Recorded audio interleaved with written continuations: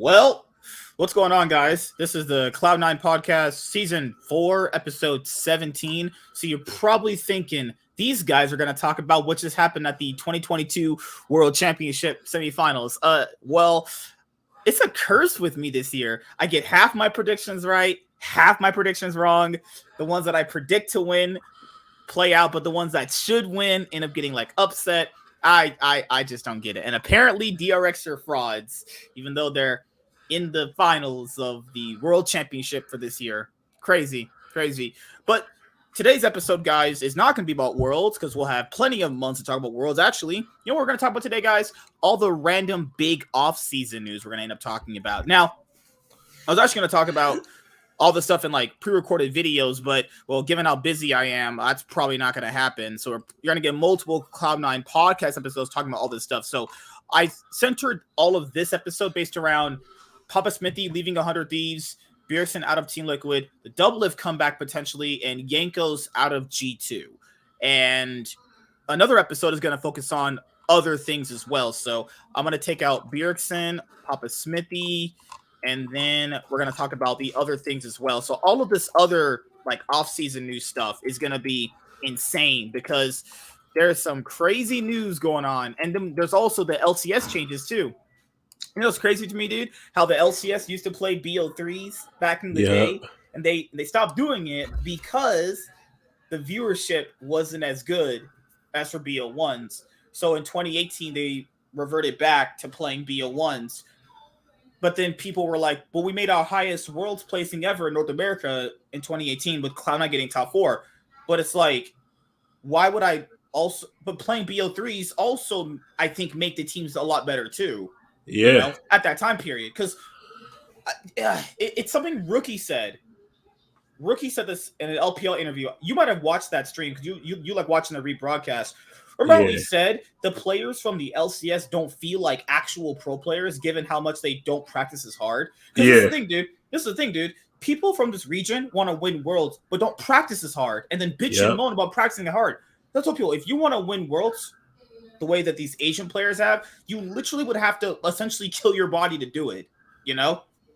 Like, Kobe Bryant famously would always play what? Like 2 hours of warm-ups before the actual game? 2 hours of warm-ups before he even gets there. Like Magic Johnson. Magic Johnson would have to get there a couple of hours early, practice, shoot around. It's like with Yu-Gi-Oh players. If you're like, I test Flood Reeves about 20, 25 hours a week. I'm crafting different deck profile. I'm trying out dueling decks what works, what doesn't work. And like, people think that's crazy, testing that much hours, but it's like, if you don't put in that amount of work, it's like, what are you gonna do? Because the thing about it is, when it comes to like playing, you want to do stuff so fluidly that you like. Sometimes you're going to make mistakes because you either are moving too fast or you're getting nervous. I mean, that's the singing competition. But when you have all that time to just practice and prepare, the nerves go down a little because it's just like butter. It flows like water. It's like where it's like smooth like butter, flows like water, where it's just like you're playing at such a normal, like you're playing with normalcy because you're so used to it. And that's what these LCK and LPL players, they're constantly playing. They're even like, I think even Faker said he plays. All they think about is League.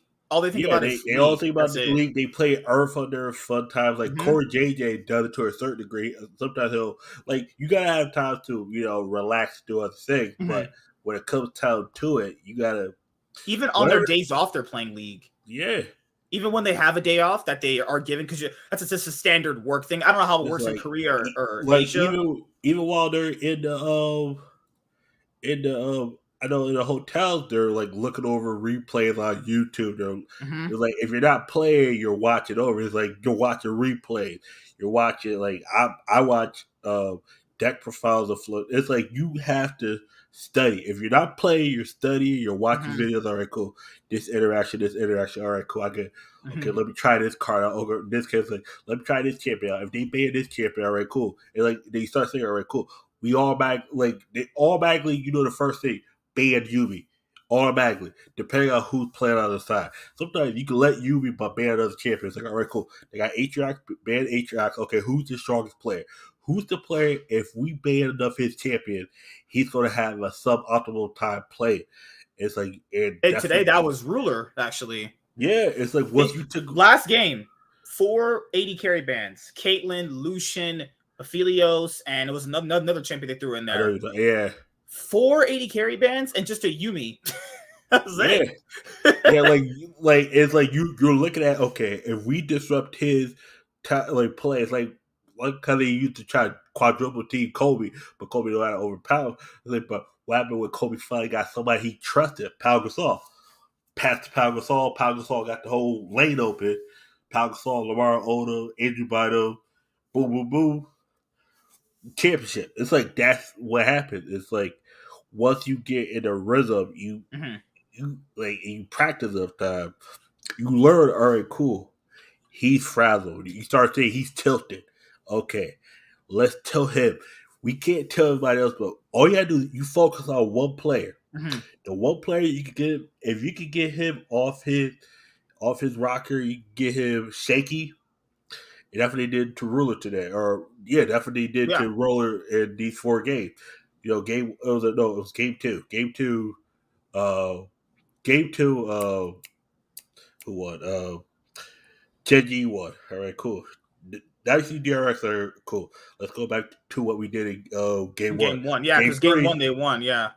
Game 3, it was like, okay, cool. Now we know if we get this guy off his, and see, it makes everybody else look weak because it makes him look weak, and now he's the 80 carry. If you get to or in basketball, you get the point guard off his rhythm, quarterback, the best hitter. Once you get that one person, that one player, just take it out of the game, now you start exposing everyone else's weaknesses because now they have to adjust their game mid-game. When you have to adjust your strategy, your win con, your play style mid-game, now you get to see who's good, who's great, and who's excellent. Because great is someone who could do it once or twice, but excellent is like, all right, cool. I'm getting tilted. I'm getting screwed. It's like everything. I'm getting countered, and now it's at a level where players, people can't be saying, oh, but it's like no, they DRX are not frauds. The thing is that you know what I think it is? It's something that I thought about at work. It's something that I've always thought of. When people have this idea of something, it never changes until something so drastic happens that their mind thinks differently. It's a thing called cognitive dissonance thinking. Yeah, cognitive dissonance. Where your brain is not able to functionally understand that things can change. That's why they always say first impressions matter. Because after that first impression, that's what that person thinks of you. And it's going to be so... I mean, it's not impossible to change what they think of you, but it's going to be first impression hard to... Or something major. If something major could be like something... Say someone hits on your girl, you do nothing. Now, if someone could confirm their bias towards you, that's when people start growing cognitive dissonance at a greater rate. Best example, LeBron James. 2007 finals, nobody blames LeBron James for that finals. Because he took a team that did not deserve to be there. Because of not because of their play style, because of their people they had on the team. But then 2009, he failed to make the final. 2010, he failed to make the final. A kind of gave up on his team. 2011, you faltered in the final. Now people are starting to look at you like you're not Michael Jordan. You're just LeBron James. Even when he won the 2016 finals, the thing is too, you can break all the records, but they're still going to look at you from 2011. 2000 is first impressions, but it's also when they see you at the lowest. What they see you at that point, what they could confirm their bias for you, it's hard to switch it around because people said today, why did DRX, a 4th seed, lose to a 1st seed? Because, and this is what we were talking about last night in my stream, and I was trying to explain this concept, is that in League, the seeding really doesn't matter in the world system. So, okay, let's use this for example, because you were watching this year. Remember the PCS 1st seed, Flying Oysters? They were a 1st seed out of the PCS. And then they were getting destroyed by a 4th seed in RNG. Now, everyone knows that the PCS is much worse than the LPL. They're drastically worse. So it doesn't matter that RNG is a 4th seed and they're a 1st seed. By the seeding, but just the seeding alone should tell you, okay, this team should probably do well against RNG. Not every 1st seed is created equally, as I found out. Right, yeah. That's what I was trying to that's what I was trying to talk to Warren about last night. It doesn't matter if Rogue is a 1st seed. It doesn't matter. That in especially to the LCK, compared to the LCK, a 4th seed, as you just saw this year, their 4th seed went to Worlds Finals. They beat out the LEC's 4th seed. They beat the LEC's 1st seed. They beat the LPL 2nd seed.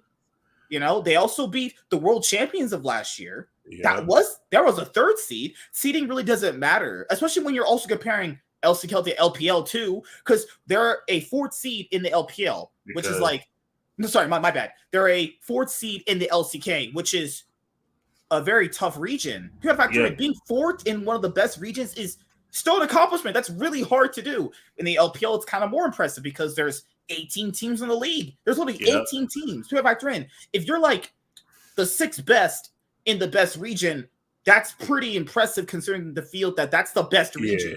So people are looking at them being bad in their own region and comparing that to other worse teams. Like, no, they're bad by the standards of what the best region is and what that has to offer. They're not actually terrible. It's just the other teams just have much better players. That's just it. That's all it is. Same thing with the LPL too. Some teams just have much better players. At the end of the day, sometimes having the better players will ultimately win you games. You know, and also people need to understand that DRX that was considerably bad, that's not the same team. That dissonance that that you were talking about earlier, the same thinking, that's not the same team anymore. They had been playing well since the play-in stage. They've been playing well since the play-in stage. They played well in the group stage. They only dropped, 2 games? They dropped 1 to Rogue and 1 to Top Esports. In the group stage, they reverse swept the world champions of last year. They ended up getting and beating the tournament favorites. Zeka has, just look at the individual gameplay. They've all been playing really well, all things considered, actually. So, yeah, anyone who's watching, holy fucking shit. Oh, also, we normally don't go live on Sundays, but I thought to myself, you know what? I had some free time. Might as well just, sit here and just chill with you guys and just, talk about some league and stuff, because after this show tonight, we're going to be having another show on Wednesday where we're going to be going over the semifinal matches, actually, and we are going to end up going over who's going to win Worlds for this year. But this episode is all going to be based around mostly talking about the off-season changes, actually, that are getting heavily talked about and heavily rumored right now, and we're going to be going over them in a little bit. So I think even if DRX loses next week, it's still an impressive run they had. That's what I personally think. I think it's still impressive that they got this far. I think it's also impressive that Deft has finally made his first World Finals. Zeka, a player who was on BLG and didn't look that good at all, coming over to the LCK and performing as well as he has recently, has been really good. But also I'm going to let you guys know, we're going to be doing a new series next year. I thought I could start this new series this year, but I just didn't have enough time. We're going to be starting a brand new series next year, not another podcast show, just another pre-recorded series when the next season rolls around. I think starting it when all the regions start back up is going to be the best thing. We have major changes coming to the LCS. If they start moving the days around, and if they also put Valorant on Saturday, Sunday. I was gonna think about play Valorant, but I was like, I don't know, really. It wasn't really my kind of game when I saw the gameplay of it. But who knows? Maybe you see your boy playing Valorant, actually. So that's pretty much all that covers. I want to go over the first piece of news, actually, because this piece of news is actually pretty interesting, all things considered. So Papa Smithy joined 100 Thieves at the beginning of the 2020 year, if I can recollect, actually, because they ended up bringing in Zixlaw during that year. So they bring in Papa Smithy. They inadvertently, have to use Ryoma, and that was the roster of Ryoma, Meteos, Stunt, and Cody Sun, and Someday. They finished like what, 5th to 6th in the playoffs because they got knocked out by TSM during that 2020 LCS spring split. Then they, played summer split and they got knocked out early by another team. The results are pretty meddling. They ended up having other roster swaps in 2021. They ended up actually, grabbing players, like FBI and Huhi, and they grabbed DeMonte and Closer, who were playing very well, on Golden Guardians, actually. And then they ended up having this thing where they ended up winning, the entire split. Actually, at one point, they won the LCS 2021 summer split, actually. So 100 Thieves has been going through these up and downs in the LCS ever since they came in. They first came in 2018. They made a finals. They lost to Team Liquid 3-0. Then 3 years later, they beat Team Liquid in a final 3-0. They win their first title, Like, I don't want to sit here and repeat the entire history of their organization in League of Legends to everyone, but, those are the big cliff notes right there. So Papa Smithy joins 100 Thieves. I'm pretty sure it was 2020, beginning of that season, when Papa Smithy left color casting for the LCK. And then they bring in other coaches. They eventually get a roster together that can win the LCS. They go to World Championship. They've been to the World Championship 3 times, 2018, 2021, and 2022. So ever since they've had Papa Smithy, the roster of Abadage, Someday, Closer, FBI, and Huhi, they've made what? 3 out of the last 4 finals, actually, right? Yep. 3 out of the last 4 finals were made by this roster. That's really impressive. I don't think that's ever been done, actually. Well, you've had the TL rosters that did it, but it wasn't the same people. It was different, a couple different changes each year. So I'm pretty sure I'm gonna have to get that checked. Like, which person has brought the same roster 3 times in a row to the finals for the last 4 finals? Yeah, it was just Papa Smithy. I'm pretty sure it's just his. So they make the 3 out of the last 4 finals, and coming up this year, Papa Smithy, tweeted out that he will not be a part of 100 Thieves. And I wanted to read his Twitlonger, actually, because he prepared a Twitlonger, actually, that I want to go over. So for 100 Thieves, I really don't know what they possibly could do, coming up this offseason. Because people need to factor this in. Because people have been talking about them replacing certain players. Guys, the teams that replace certain players and end up doing very well replace a player that is definitely not giving them what they want in a certain position on the team. So you get rid of that player because you're going to get another player that's an upgrade in that position for the actual thing you need. So people need to factor in, if you throw away FBI, let's say you get rid of FBI because he's not been playing up to the standard that we know he can play at. If he goes to another team and starts popping off, you just lost that player. The problem with the 100 Thieves team, and this is going to be something that was always going to happen to them, was the fact that these players could arguably all be top 4 at their roles, or they're at least top 4 in the roles in the LCS, right? Now, with assembling this roster, you have to understand, guys, if they replace someone and that other player does well in another team and potentially maybe wins a title for that other team, or better yet, knocks them out of playoffs when they're trying to go to the finals, or they're trying to, obviously win a title, that's going to be a big problem. So that doesn't look bad for the team that the player left. This is what happens.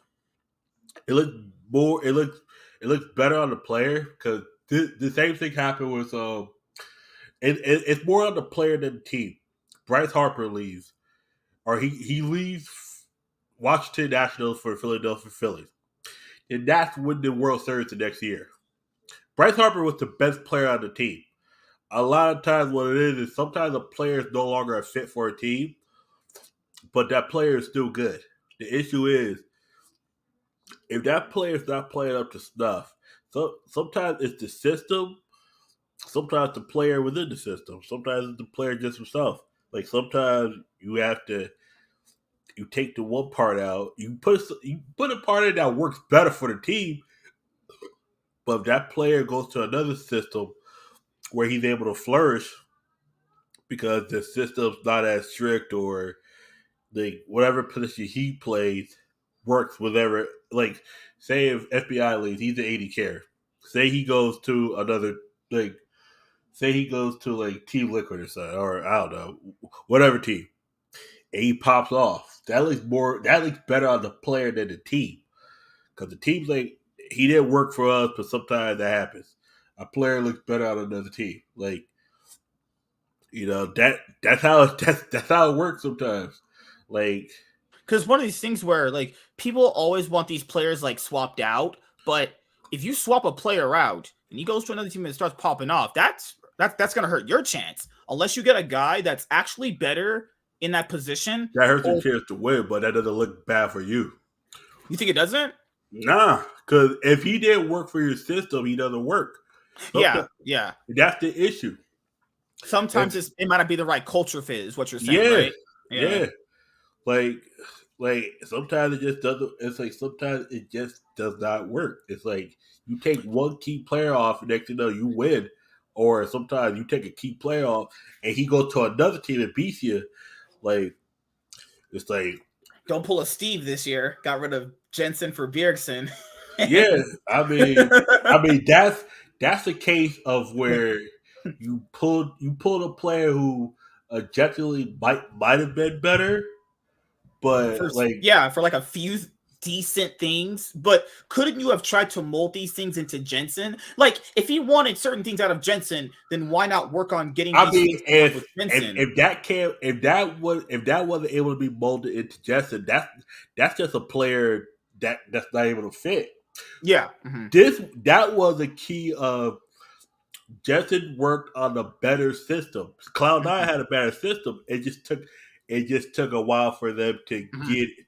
Once they started ramping up, now they were 3-0 the motherfuckers left and right.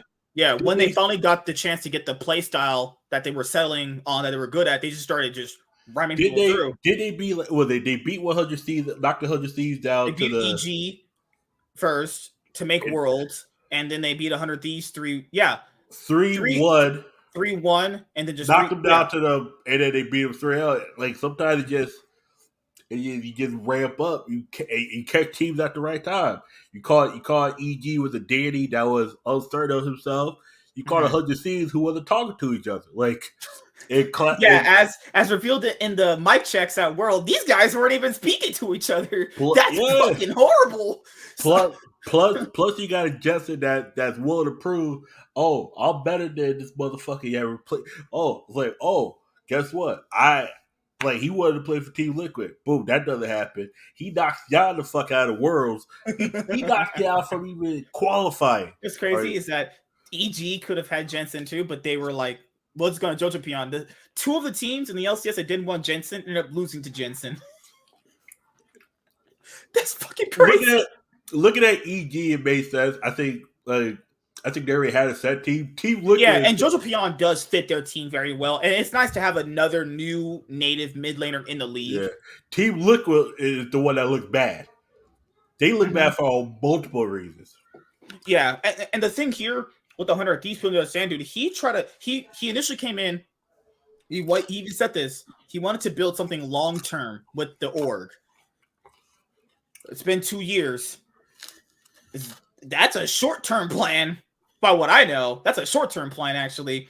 Because for him to have left, or maybe he's been on the org for 3 years. No, was it 3 years? I think he's been on for 3 years. However long he's been with here. He hasn't been with this org anything longer than 5 years. So it's like, I really don't know what could have happened. Maybe they had already early negotiations, because usually what happens with Worlds, dude, when you'll find out later on this offseason, people who are already trying to leave their teams, even at Worlds, are already trying to do that. So maybe he had a conversation with Nate Shaw early on or about running the LCS team, and maybe like what he wanted the roster to look like next year. Nate Shaw was like, I don't know about that. I kind of want to try this, I don't know, honestly, because for him to leave, he's been a really big part of their success. He's one of the biggest reasons why they've even won a title. Yeah. He gambled on those players in Golden Guardians because, those Golden Guardians players that people talk about were FBI, Hui, and Closer. People were probably just going to give up on them. Like, which org would have taken the chance on players that didn't even go to Worlds that year and lost to TSM in the fashion that they did? They got reverse swept when they were up 2-0. They took the gamble on those players. It didn't work out because they had Ryoma in the mid lane. They had DeMonte and Ryoma, who were just completely just fucking garbage. And then they brought in Abadaga for that summer split, and they win their first title. So I don't know what's going to happen with their org specifically without having him, because he got them their first org title.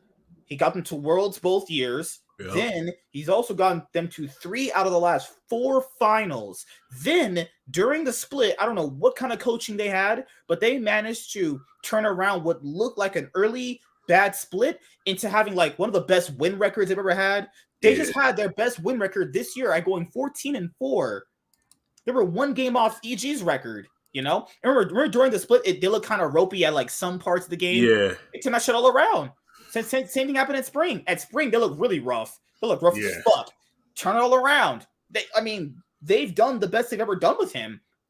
Whoever they bring in, that's going to be hard to top.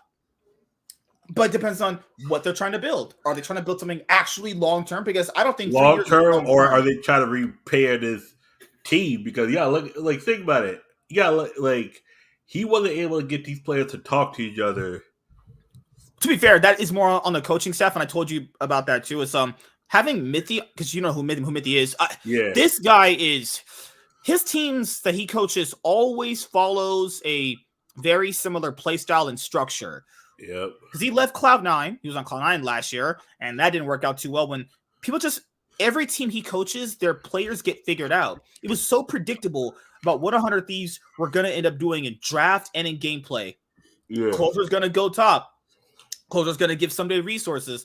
Abadaga's just going to be on Azir. He's going to be on Rise. He's going to maybe win lane, kind of not win lane, but he's going to also dive bot consistently. Closer will, take Rift Herald. It's like this team was so telegraphed in all their plays. It was almost like they were just literally reading a teleprompter of someone giving them actual instructions going, do this, do this, do this, do this.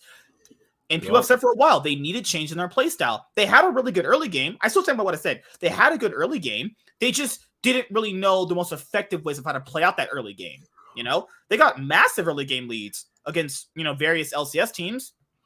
So that's just my thing. And people have asked, like, which player would you swap out? I'm not the biggest guy on just giving up on players. So I will look at the coaches first, because 3 of the coaches' contract end. Thank God they're not keeping Smithy anymore. Holy shit, get rid of that guy. I think Smithy. No, Smithy has 1 more year. What do you think? Oh, it's Freeze, right? It's Freeze, Reaper, and Golden Glue. Oh, Golden Glue's their academy coach, so he might stay. He might stay. Freeze and Reaper are the 2 coaches that contract expired the day after Worlds. Smithy's the only one that's. Here's what I think might happen. I think because they won their first title with Reaper, because they got Reaper when Cloud9, dropped him. It's a good possibility.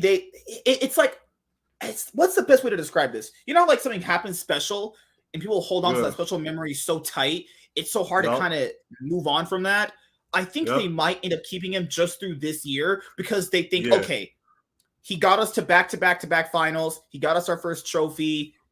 Maybe we can still work something out with this guy, given maybe a roster of players, because maybe Papa Smithy wanted to go a different route on the roster. Maybe he wanted to drop players on the roster that weren't really performing very well, honestly, because people got to factor in. These players might all be individually really good and might be all top 4 in the roles in the LCS. The problem here is if they're not you can make finals all you want. Making finals is impressive, but if you're not actually winning these finals, then you got to change something up. Or maybe if you change something up, then you don't, get to the finals anymore. Maybe you're just a 3rd place team, actually. I don't know. But right here, we have Papa Smithy's, post he made on Twitter right here. This is great. Okay, right here. It says, "It has been an amazing journey over the past 3 years with the 100 Thieves. After living and breathing League of Legends on the broadcast side for 6 years, I wanted an opportunity to start a program from scratch and get to truly experience what it meant to compete at the highest level. As a caster, you narrate wins and losses. You show respect to competitors and elevate their achievements as best you can. But the rush of designing the process, hiring the staff and players, setting the team culture, and seeing it all unfold week to week is something impossible to distill into words. That's why it's so hard to believe this 100 chapter has come to an end after multiple rounds of talks with management before Worlds.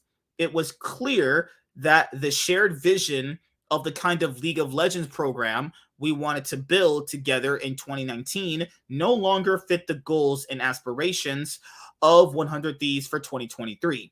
Ultimately, this meant supporting our LCS team through Worlds and then going our separate ways." So he was already done.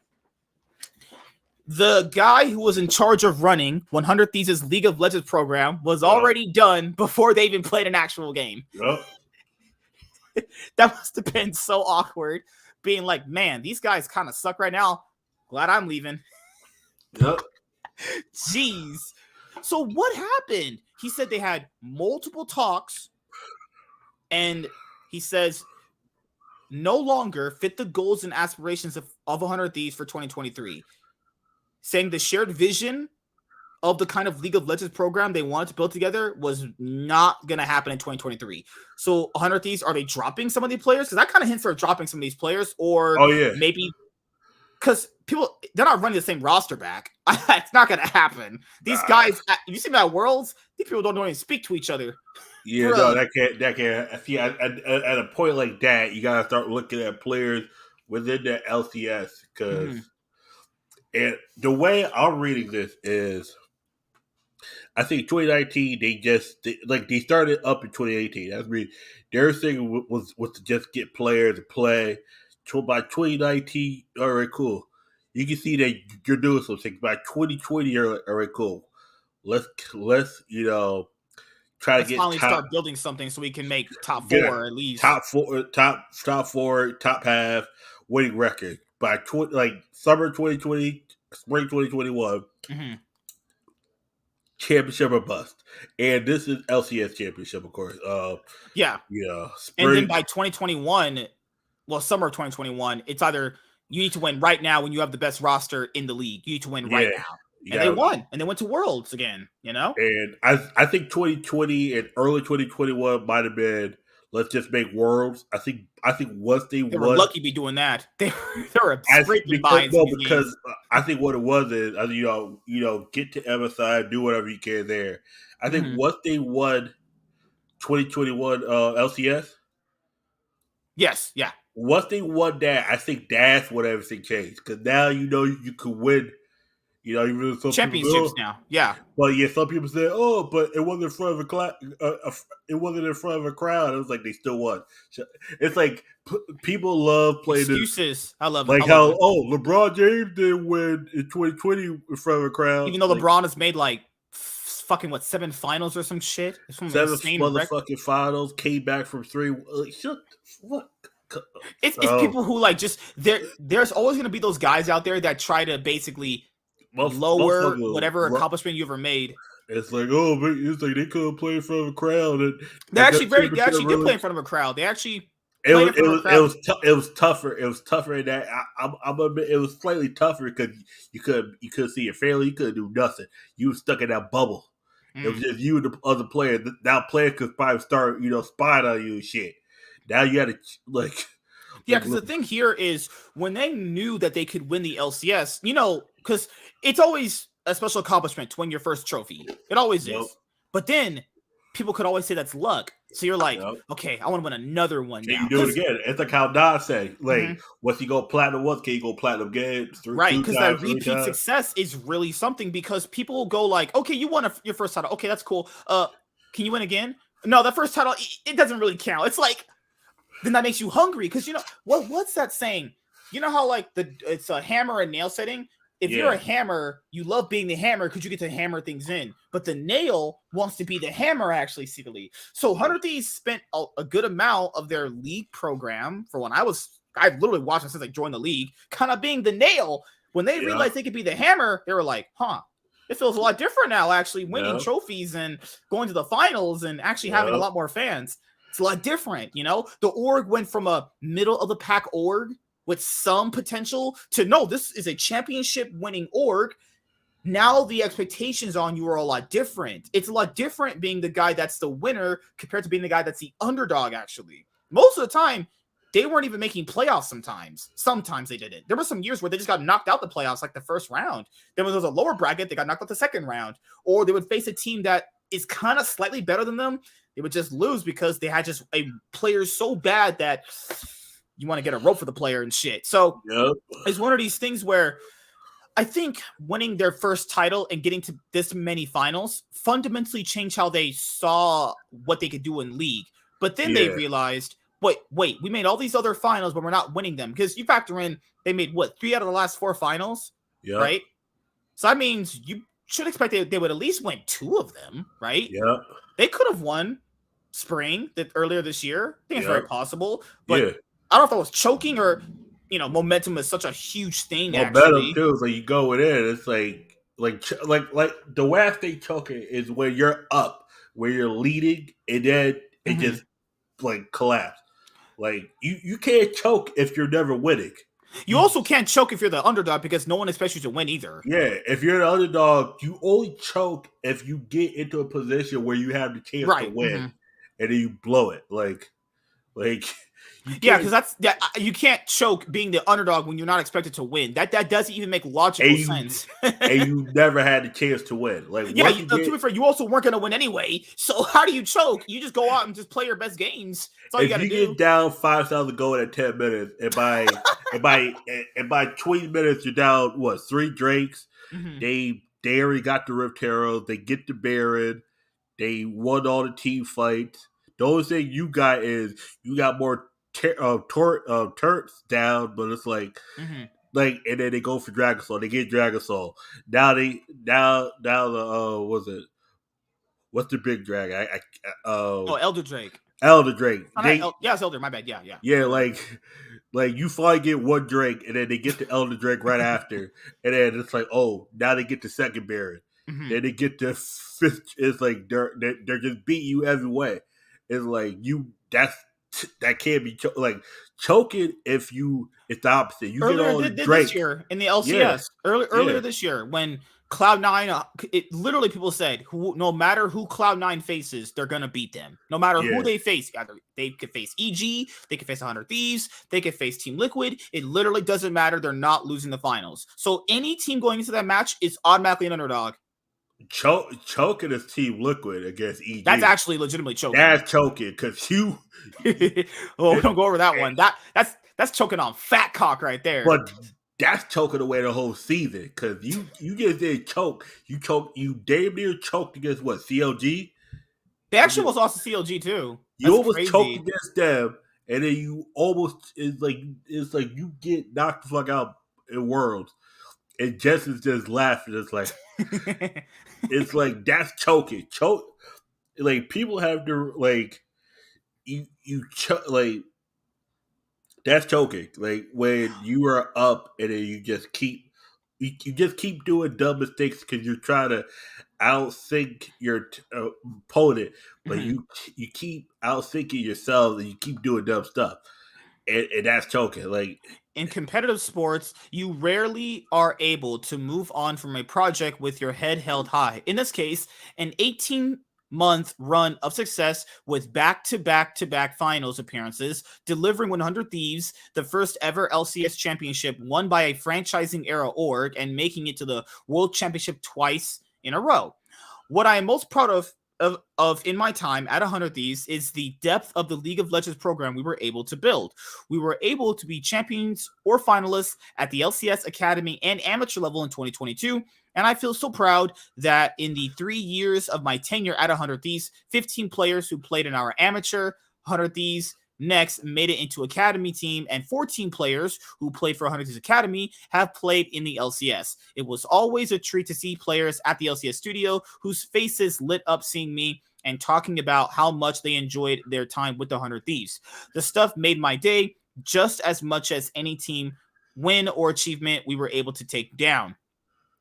There's too many people to thank by name in this one statement. Every single player, staff member, coach, or analyst who played a part in 100 Thieves LCS, 100 Thieves Academy, or 100 Thieves Next, every single org member who helped out the team or me personally as I matured into the GM role, and every single fan that cheered our players and teams, you all played a part in a wonderful 3 years I'll never forget. I'm on the lookout for my next big project in esports, just like the last two. I'll put my head down, be humble, and work my way to the top or die trying. Isn't life boring any other way? Okay, so yeah, I mean, I know people are going to read this and go, oh, well, they only won one title. But, you know, if you only look at things by that amount of black and white, then I guess your life is just pathetic to begin with, right? You know? That's just how it works. I really don't know what the future of 100 Thieves is. I think any org getting Papa Smithy is a bonus for them. I don't know if he wants to GM anymore. I don't know if he wants to do something else when in regards to League, but yeah, that's just okay. I mean, he had a great run with them. I just don't know what would have caused him to leave. You know, he had such a great run with them. You think like, okay, can we achieve more? I mean, sometimes teams just peak, and that's just how it works. You know, 100 Thieves had some rough, splits in the regular season. Just this year, they had some rough splits for about 3 weeks, roughly 3 weeks. But they pulled it together. They peaked when it mattered, and they still made the finals, actually. And that's how the conversation is going to go with the 100 Thieves, roster that we've got a chance to see since last year summer to, this year's summer, is the fact that they lost these finals. But people are going to try and rewrite history when it's like, dude, or people are going to be just acting all retarded because it's like they were never expected to win some of these finals. Like, there was one of the finals they were expected to definitely win, which was the EG one. I had them winning the finals against EG. They just beat Team Liquid, who was supposed to be one of the best teams in the LCS, which didn't happen because, they just fucking imploded from week 1 or some shit. I don't know how they imploded, but for 100 Thieves, I really don't know what you could do. I mean, you could think about replacing Huhi, who might be your considerably, worst player on your team. Yeah. But I truly don't know, honestly. What you gotta do is go look at every tape of the whole season, and then you gotta pinpoint who's the actual weakest person. Because who he might have been the weakest in the latter end, but who was the actual he has to go. He was the definitive.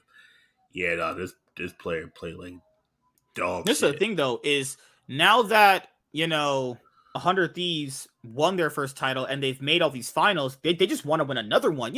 Cloud9 had the same issue long while ago. They would make the finals and always lose. Shit stings. Yep. Losing that many finals fucking stings. I'm not gonna lie, that shit sucks. That shit hurts. Because people are like, well, you made it to finals. Yeah, that is impressive. That is, but when you lose them, that also hurts because you lost at the very last hurdle too. I always never rag on people. I never rag on LeBron James for making as many finals as he did. No, that's impressive to even do that. But it still sucks that you didn't win when it really mattered, though. But it also really matters to win in playoffs in other rounds too. Because 100 Thieves had a considerably not worse roster, because I thought the roster was better than Team Liquid's anyway. They had a considerably less higher paid roster than 100 Thieves. Yeah. Sorry, my bad. 100 Thieves had a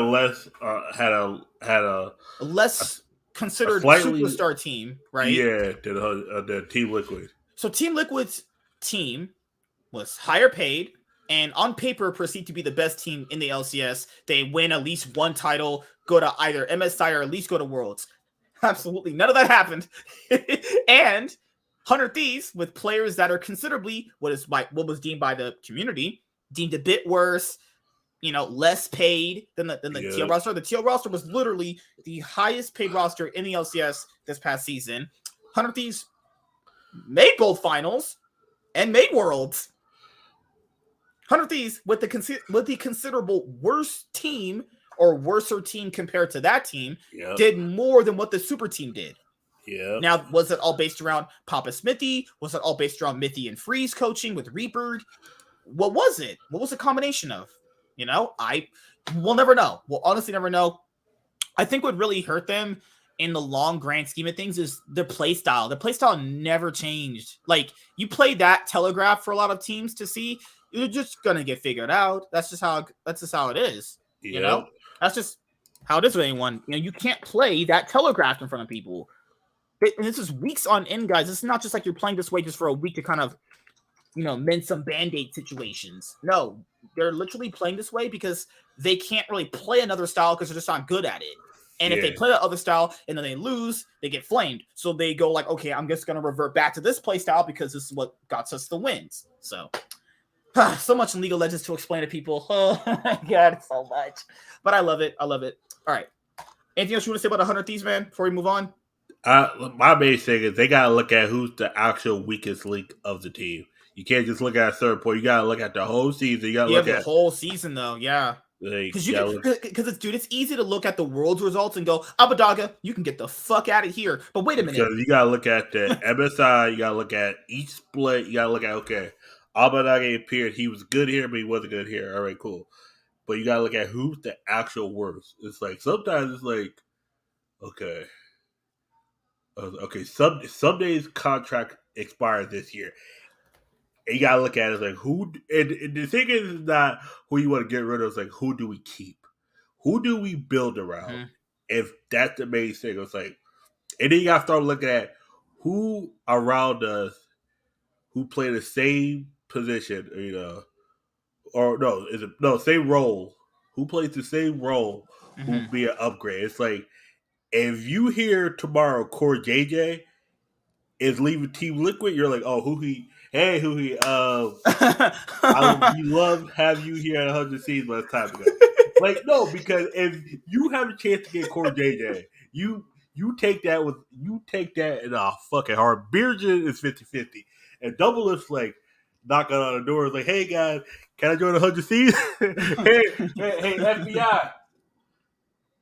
You and who you can pack your motherfucking bag. Like, that's the thing, though, is people think these orgs are like a family based off what these press releases say. Because people are like, they'll never get rid of Danny. Guys, I don't know what kind of crack you smoke, but if there's a chance they think that Kaori is better than Danny going into this next season, they're going to not play Danny. There's going to be no ifs, ands, ors, or buts about it. I'm going to tell you this. The teams, and this is professional, the last professional team I can say that was actual favorably with the Lakers in the 80s was Magic Johnson, because he helped revitalize the Lakers in the 80s. Like, even the Bulls in the 90s didn't care about Michael Jordan. They just saw him as a winning championship in dollar signs. Think about it. They could have kept him in 1999 and they decided to let him retire. Like, after that, like, even the Lakers in 2000, they look at the one player they build around. Mm-hmm. Everybody else is expendable. Kobe was the only non-expendable piece in the Lakers 2000 with Jerry Buss. It depends on who the owner is, but you got to realize teams now don't look at players the same anymore. If you are not producing for them, don't let you go. Like, that's the thing, though, is they'll cut you for a better player if you even slightly underperform for a good amount of time. Now, in the LCS is a bit different, and the LEC, they'll keep you when they think they don't have anyone better. People are factoring, and this is kind of the reason why the LCS is also bad in some areas too. In the LPL, they will literally get rid of you if you start playing badly for maybe a few BO3s. Yeah. You're literally just going to get replaced. I promise people this, if Rookie starts playing really badly, he is going to get swapped out. Yep. Like, fuck. Think about it. And think about with the LCS. If they know somebody's better out there and they're available, and they don't pick them up, they look stupid. It's like, wait a second. And the thing here, dude, is like the LCS teams, they keep a player that's been underperforming for so long. It's like, and to be fair, yes, people will say that we don't have enough players to swap them out, but what would you rather do? Keep the same guy who's running it down for like 5 weeks straight, or try someone else out? I'd rather, I don't know, try someone else out. If you're running it down that hard, I'm trying someone else out. This how it is. I don't like replacing somebody mid-season. Like, yeah. This is how it is. like I'll replace somebody after MSI because because the summer split it's like the second half. Mhm. That because I realize with league now or this coming up, it's gonna be 3 splits, 6 games apiece. I think, right? Maybe that's for the LEC, but Okay, they should LEC. adopt that because that's the next episode we're gonna talk about that because the format changes are But spicy. I do see it like this because I look at how the LCS like season is. This is how I do it. I will look at every split. Once that split ends, the MSI, and then you get the 3 weeks off. I'm evaluating players. I'm like, all right, cool. Do we keep this guy now or do we get rid of him? Is there anybody else? The reason I keep saying Corey Jason because there's a rumor out there that he might leave T Liquid. If he comes knocking on my door and says, "Is there any possibility that I could join your team?" I'm looking over at my support like I'm looking real hard like I'm doing the fry eyes like how okay, and then I'm looking back at my coaches like I'm imagine me the GM. I'm looking at my coaches. How good is who he's been feeding? Yeah, he lost, and then they're telling me it feel like he lost his confidence. He just doesn't. Oh, he lost confidence. It's like it's like this. Okay, best example. EG was Danny lost his confidence. I got double lift on the phone. Double lift. Yeah, double lift said he's interested in come back for retirement. You said Danny's not confident. He said he might take the next split off. You got 2 options. You get how good the academy guy. He's good, but he's not ready. Hey, double lift. I think we got a role for your bot lane. 80 carry. That's just open up. Do you want to come and we could talk out the deal? That's how it. People don't realize that's how it is. If you get motherfucker on the phone, like, you can get fired today, and they got to replace them within 48 hours. Mm-hmm. Don't think EG was probably looking for all the context. The issue with Danny is Danny fucked him because Danny quit right at the wrong time. If Danny would have quit like during like week 2 of the summer season, okay, cool. They probably put Carey for a few weeks, try him out, see how it is. If they don't feel like he's up to stuff, they're gonna try to find somebody to pick up real quick. If they can't, they just go KR and then they're like, all right, how good is KR? Do we put KR back in the academy? Is he ready? He's good, but I'm not sure if he's full time ready yet. Okay. Do we need to pick up somebody? And then you get a call. Double if either he said he's seen all the news, he's interested. I got double lift on the phone. He said he's interested joining EG as a bot later. Just like, yeah, take it. And it's like, all right, hey, double lift, we're gonna I'm gonna contact your manager, whoever. In a few days, me you're gonna sit down and talk and see how we should structure everything. That's how teams are. People don't realize that's how and people gotta factor in how they could have literally just replaced Danny just because he was underperforming. I don't know because Warren said Danny would have performed very, very well at Worlds. We don't know. Well, first of all, we don't know that. Second of all we know is how we saw him play, and he wasn't playing against. He was not playing good. No, first of all, he was not playing well against LCS teams.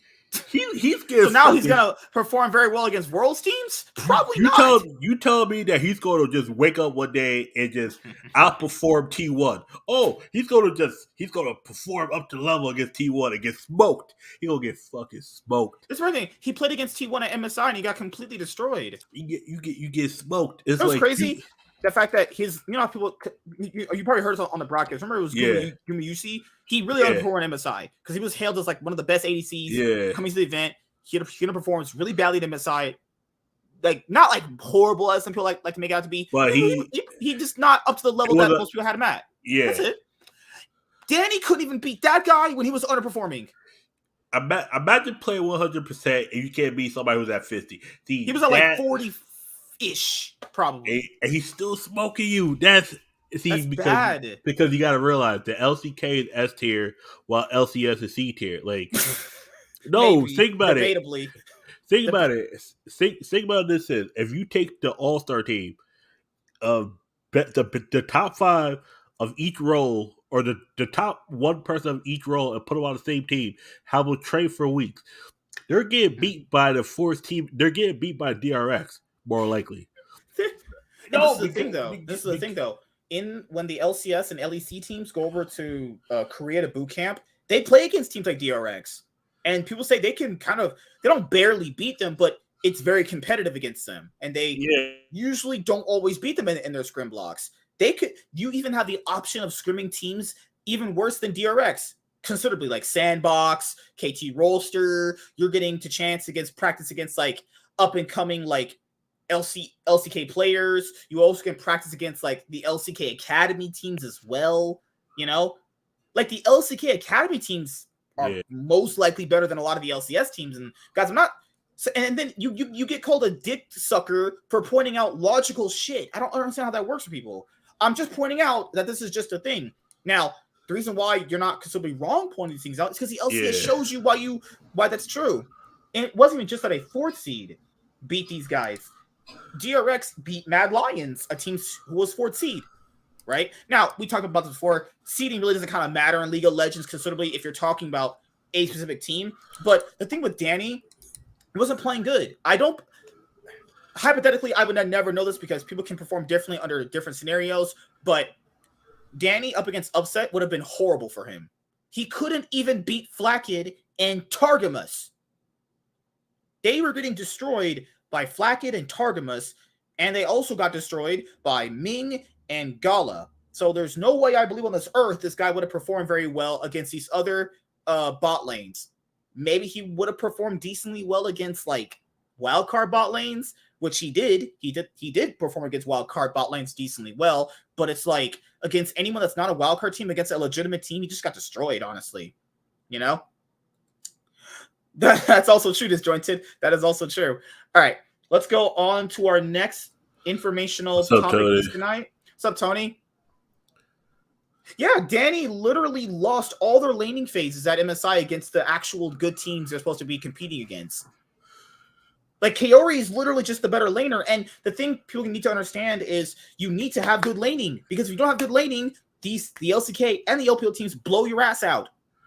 Your hole is open. Shit, not even that. EG had good laning, they were still getting smoked. Imagine having somebody who does is not a good laner.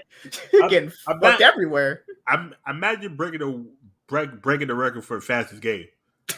You don't want that. I'd rather lose a 40-minute game where we tried our hardest than a 19-minute game where we didn't win a lane, we ain't take a turret, we lost every team battle. We couldn't even fucking bear it. We lost Rift Arrows. Guys, there's a reason why There's a reason why Kaori and Vulcan were doing well against Hope and Missing in that one game that they did. You know why Vulcan was able to do very well against JDG's bot lane in that one game? Because he wasn't playing with Danny. There's a reason why, like, your ADC does kind of reflect how good your support is, because if Danny's not laning very well, then Vulcan really can't do much. And people were blaming Vulcan. It's like, I don't know how you can blame Vulcan when his laner is literally just running it down. He's sprinting losses. You go from blaming Danny to you start seeing it with somebody else. It's kind of like when you date somebody, you break up, and then that person's doing better in the new relationship. It's like you start looking like maybe you're the problem. Maybe Danny they said it was mental health. Maybe it was one of those things where he was burnt out or he just didn't feel like playing. It was like you got to start looking. The one thing where being good at laning is a very big thing, but also being good at, because he was good at team fighting. He was very good at, maneuvering how to get it inside of out of team fights. But the problem you need to understand, dude, is if you don't get to that point for the parts of the game that he is good at, it doesn't matter though. What does it matter if he's good at team fighting if you're down 30 CS and you're 0-3 in bot lane? That means nothing. 0-3 bot lane, plus your lane's the first one to get cracked in. Like, if you're bot lane and by 12 minutes, they out CS'd you and they already got the first turret down and they about to go for the second one. Mm-hmm. Plus your support just getting killed because you're dying. Like, come on, it's all bad. Yeah, it's like you're the one that's supposed to be surviving. And you're the one getting smacked the fuck in. Like, it's one of those things where, like, the more I watch League, the more I realize it's like each role works in a certain way, but it's like Mm-hmm. that bot lane support is kind of like the Sutter and power forward. Each one need each other. If one Right. doesn't work, the other one gets totally screwed. Give In me a one sense. sec. All right. So the next piece of information we have here is coming from LEC Wulo. Sources: mid laner Bjergsen is out of Team Liquid and is now a free agent. He is open to LEC and LCS offers. Now, I don't want to go through Bjergsen's history because I don't got too much. That don't have enough time for that. But let's just take, because James kills me when we talk about this guy. James, when he watches Bjergsen, cock right down his throat. Well, Bjergsen could go 0-10 in a game, and James would still make excuses for why this guy played 0-10. I mean, if a guy literally goes 0-10 in front of me, I will not be saying that's a good player in that game. Like, on the honest, guys, I don't hate Bjergsen. I think he is a hack. I think that's still true. But this year, I think a Blaze Olive played better. I think Takuli played better. Jojo Pion definitely played better. Oh yeah, easily. I think he was comparable to Maple. Maple might have edged him out, maybe, depending. Give or take who you ask. Abadage definitely played better for a good majority of the year. Jensen didn't play well in the summer split regular season, but in the playoffs he played better. There was just so many better options than him, you know? Yep. Like, I just don't know why Team Liquid would even keep him, though.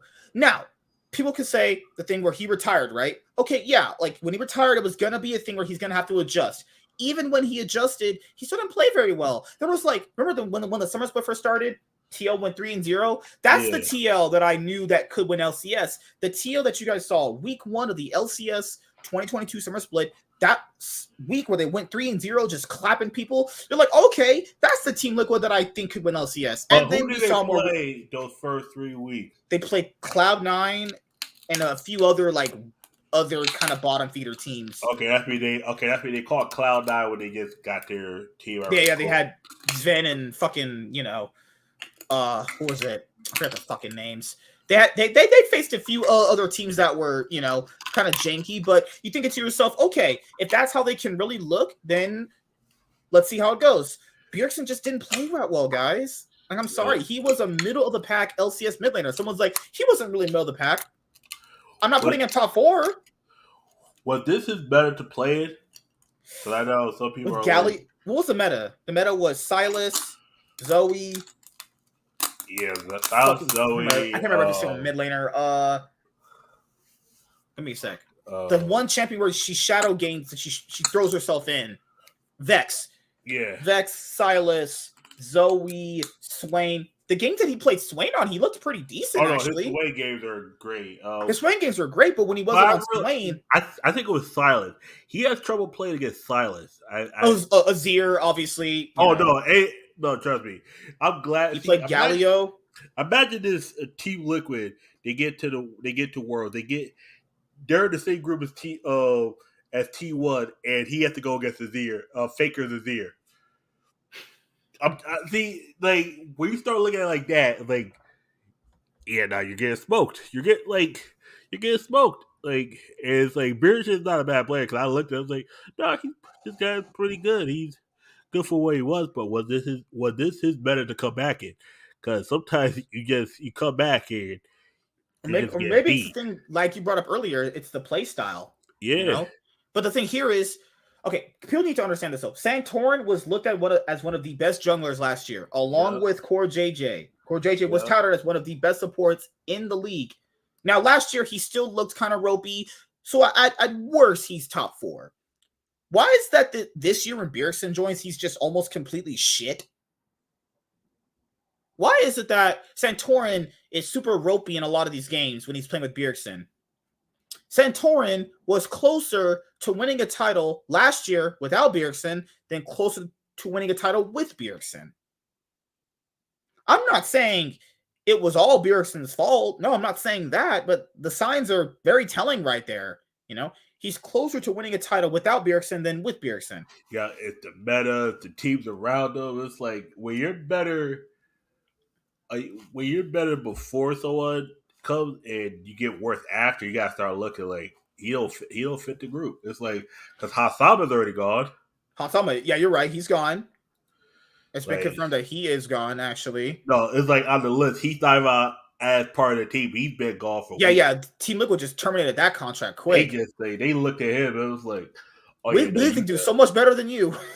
yeah, they didn't even wait to the end of the season. They literally went. I was like, damn, they waited to the end of their season and just said, you're like, shit. Now you see he's gone. It's like, okay, it's like that's me. I'm thinking, does Core JJ say? Because now, because there were rumors that Bjergsen and Core JJ didn't fit well together.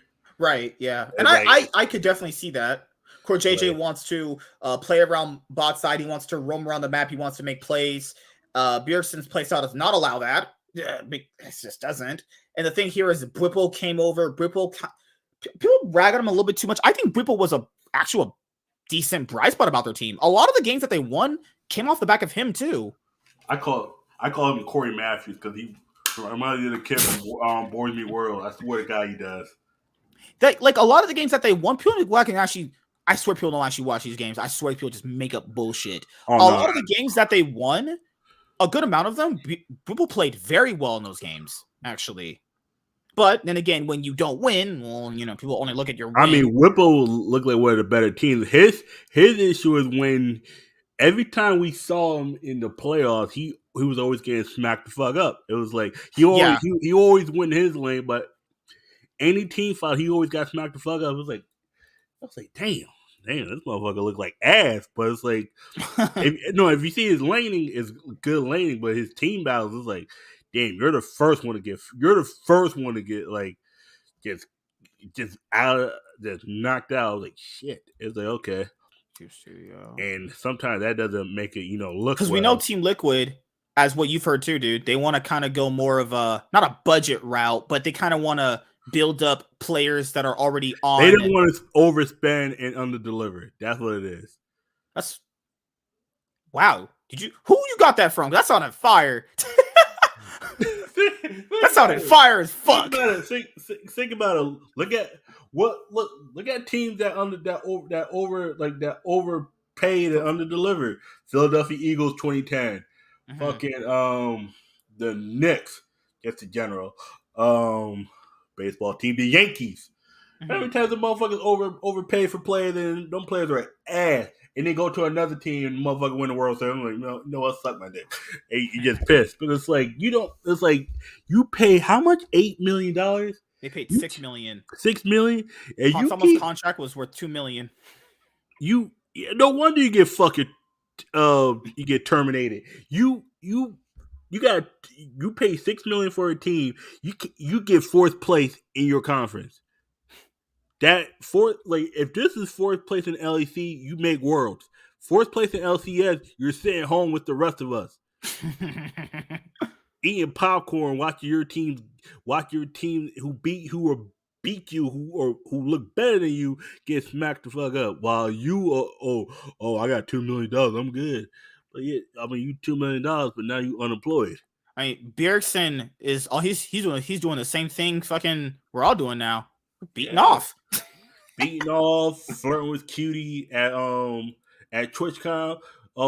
Took Cutie out there giving him cookies. I was like, of course, you out there. I was like, Bjergsen, my man, tanking TL season and getting girls. Yeah, out there. I was like, God, this motherfucker with the goddamn. I'm being honest, guys. He just really didn't play that well. Like, if I had to rate his performance this year, I'd give him like a fucking 5. Yeah, I was about to say I give him a 5. I think the one that completely underperforms Hansama. I think the amount you were getting paid. Remember Takuli on FlyQuest? He outperformed Bjergsen. Oh my god! First of all, Takuli just changed my perception on how you play mid lane. I was like, damn, this motherfucker really. This is a player that came over that nobody even knew about nor cared for. Players that you didn't even care for nor knew played better than this guy. Played mid lane for years. On a team that's relatively worse than you. Our FlyQuest has a way worse team than TL's comparatively. Comparatively, right? On paper, it's like, but like But when you look at the videos, like, damn, the motherfucker, he waxy, man.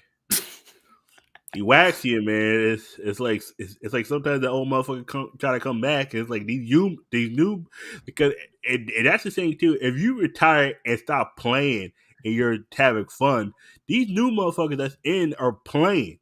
They're Right. getting the Yeah. reps while you're out there getting some ass. It's like, I mean, nothing wrong with getting ass, but it's like you gotta get ass and play league. Yeah, Like, because some of the LCS players, they go like, yeah, I don't want to get mentally burned out or anything. It's fuck like, that. Fuck. bro, LPL and LCK players play probably 18 hours a day. I'm not even kidding. But Literally, they knowing wake up, eat breakfast, play league, rest, eat lunch, I don't after even think play I don't league. even think some of them rest. Like I think some No, of them, I think it's a robot. They might be robots. I don't know. I know. I swear some of these are robots. I swear to God. I think Dwayne B can't be a robot. He's too hyperactive to be a robot. I'm about to say it was like They literally wake up, eat breakfast, play league, eat I don't lunch, even think play they league, eat breakfast, eat dinner, man. play league. I think they I think just they eat drink that chicken water. chong ramen shit they eat. I think they play. Yeah, I think they play 2 hours, take a 15-minute break, go back. It's like work to them. Also streaming. They're also streaming too. So they're not. Yep. So they're streaming, playing league, trying to grind. It's just so much different here. And like with Bjergsen, I just don't think I got anything out of this guy this year that was like, yeah, TL should keep this guy. Why should TL keep this guy? Anyone's like a legitimate Bjergsen fan. Why should TL keep this guy when he literally played as well, or if not a bit better, or on the same level as other mid laners with worse players on their teams? Exactly. He legitimately played just about as good as Takuli, who was on FlyQuest. Yep. He played just about maybe a bit better than Maple. That's a stretch too, because Maple played pretty decent on TSM this year when he was with them. So yeah, man. It's like, why keep this guy when I could get another player who's playing just the same, if not better than this guy? Why keep this dude? I promise you guys, TL will play better next year without him. I promise. This guy is a fucking hack. Oh shit. God. This guy's literally the Zack Snyder. I won't go that far. Holy shit. I don't know if I'm going that far. He's the Zack Snyder of mid laners. Oh, Jesus. Oh, God. That's the thing. Remember how thank you, disjointed. Remember how they reviewed those champion queue results on Twitter? Bjergsen didn't play any champions queue when there's the best players in the world here. This is why the LCS players don't do well. They reported the champion queue numbers. There was barely any of our players playing champions queue. That is disgusting. And these players claim they want to win worlds. You don't deserve it. You are never going to win worlds playing like that. All they want to do is make money, I swear to God. This thing. They claim we need another server with just pros, not randoms, to get better practice. Riot? What's Riot? I don't know how, because Riot is a piece of shit. Riot gave it to him. Riot was like, okay, let's give the pro players what they're asking for. They want a server with just pro players, no randoms, pre-made teams. Yep. They gave it to you. All the players that were bitching and moaning about that didn't play. Of course they didn't play. We had literally academy players with more games. That doesn't help because you already know how you guys play. If it's me, I'm playing against all the Chinese players, the Korean players. First of all, I know how I am. I'm gonna learn me some Korean, some Chinese, some Japanese. Mandarin, because I'm gonna try to fuck some Chinese, Korean women as well. I'm gonna learn how they play. I'm gonna learn all the strengths and weaknesses, and then I'm gonna try to get me some ass after. I like from.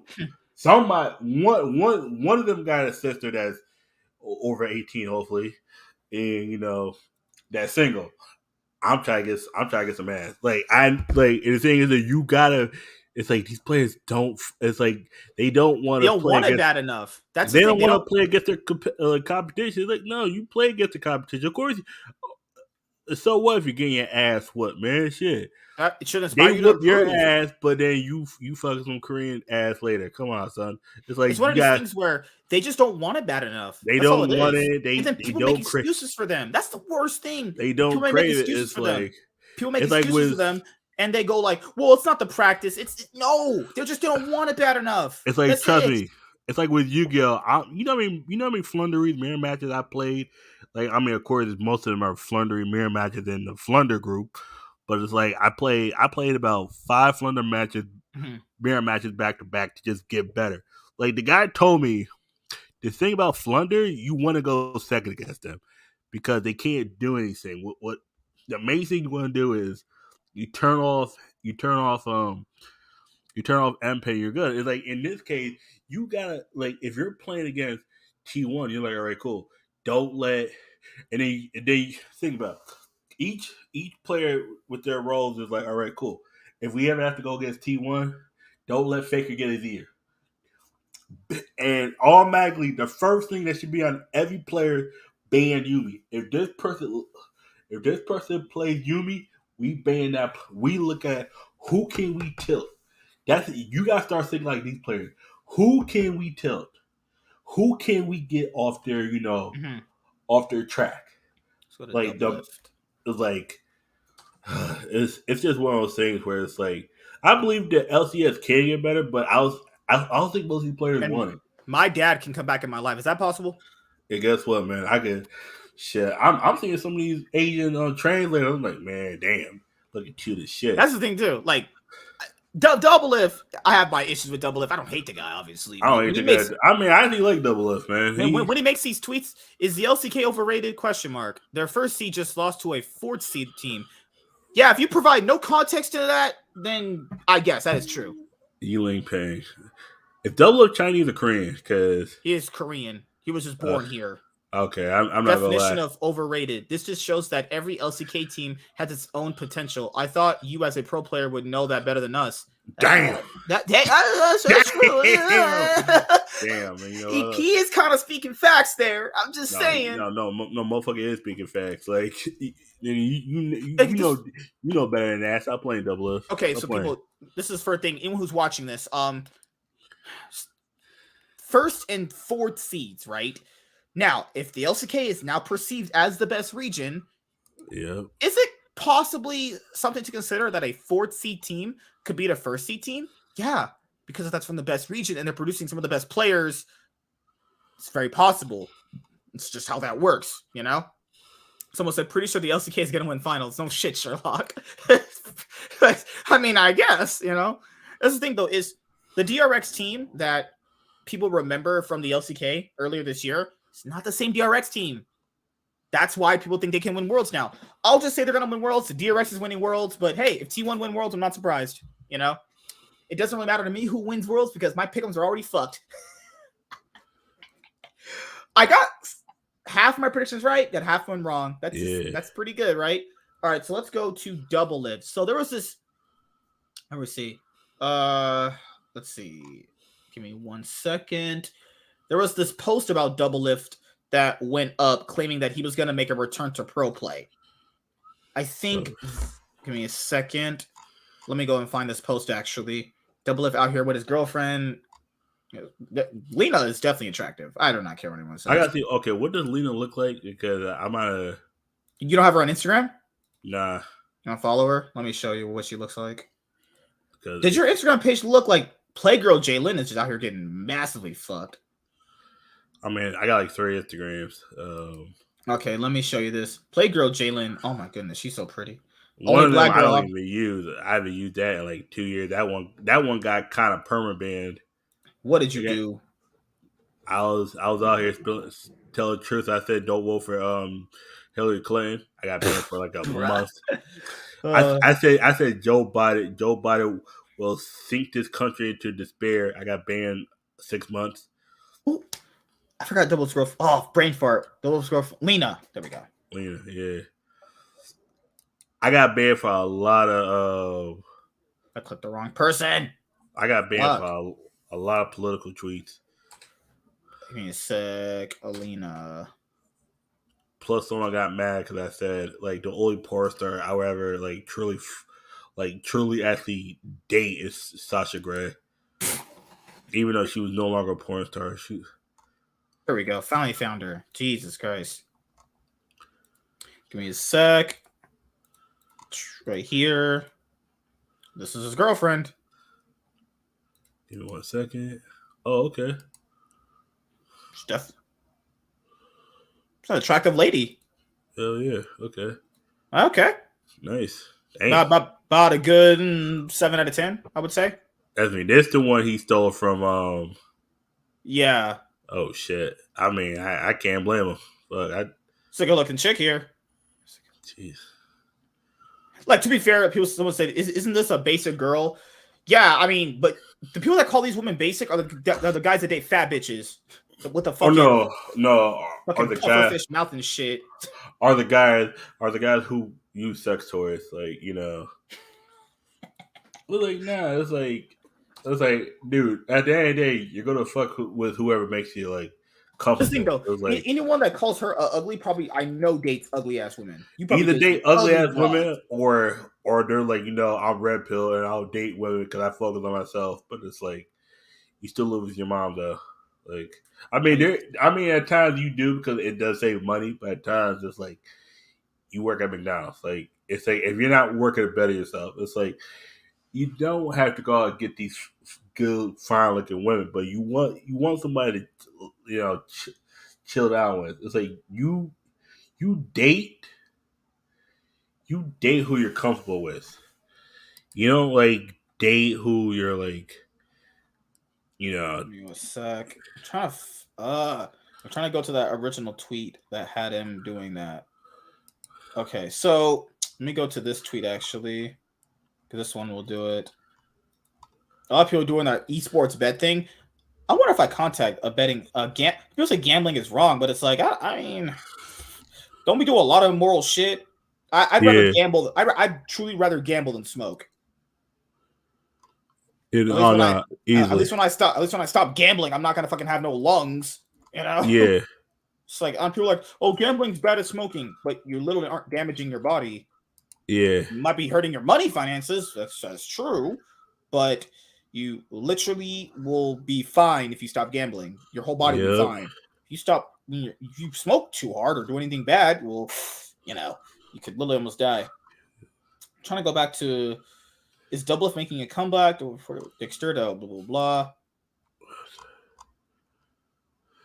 Okay. Jeez, man. So many ads in some of these websites.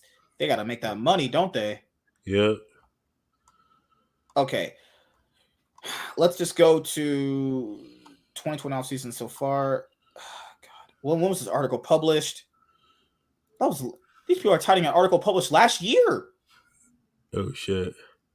Motherfuckers is okay. Let me go to the news section of the internet because apparently it don't make no fucking sense. Doublelift is coming back. No. This is not giving me what I need. Okay, 3 days ago. Yeah. Okay, so 2 days ago. Esports. Let's go 3 days ago. Okay. So it was just a small. Oh, Wulo had it. I know the person who had it. LEC Wulo had the rumor. Okay, got it. Okay.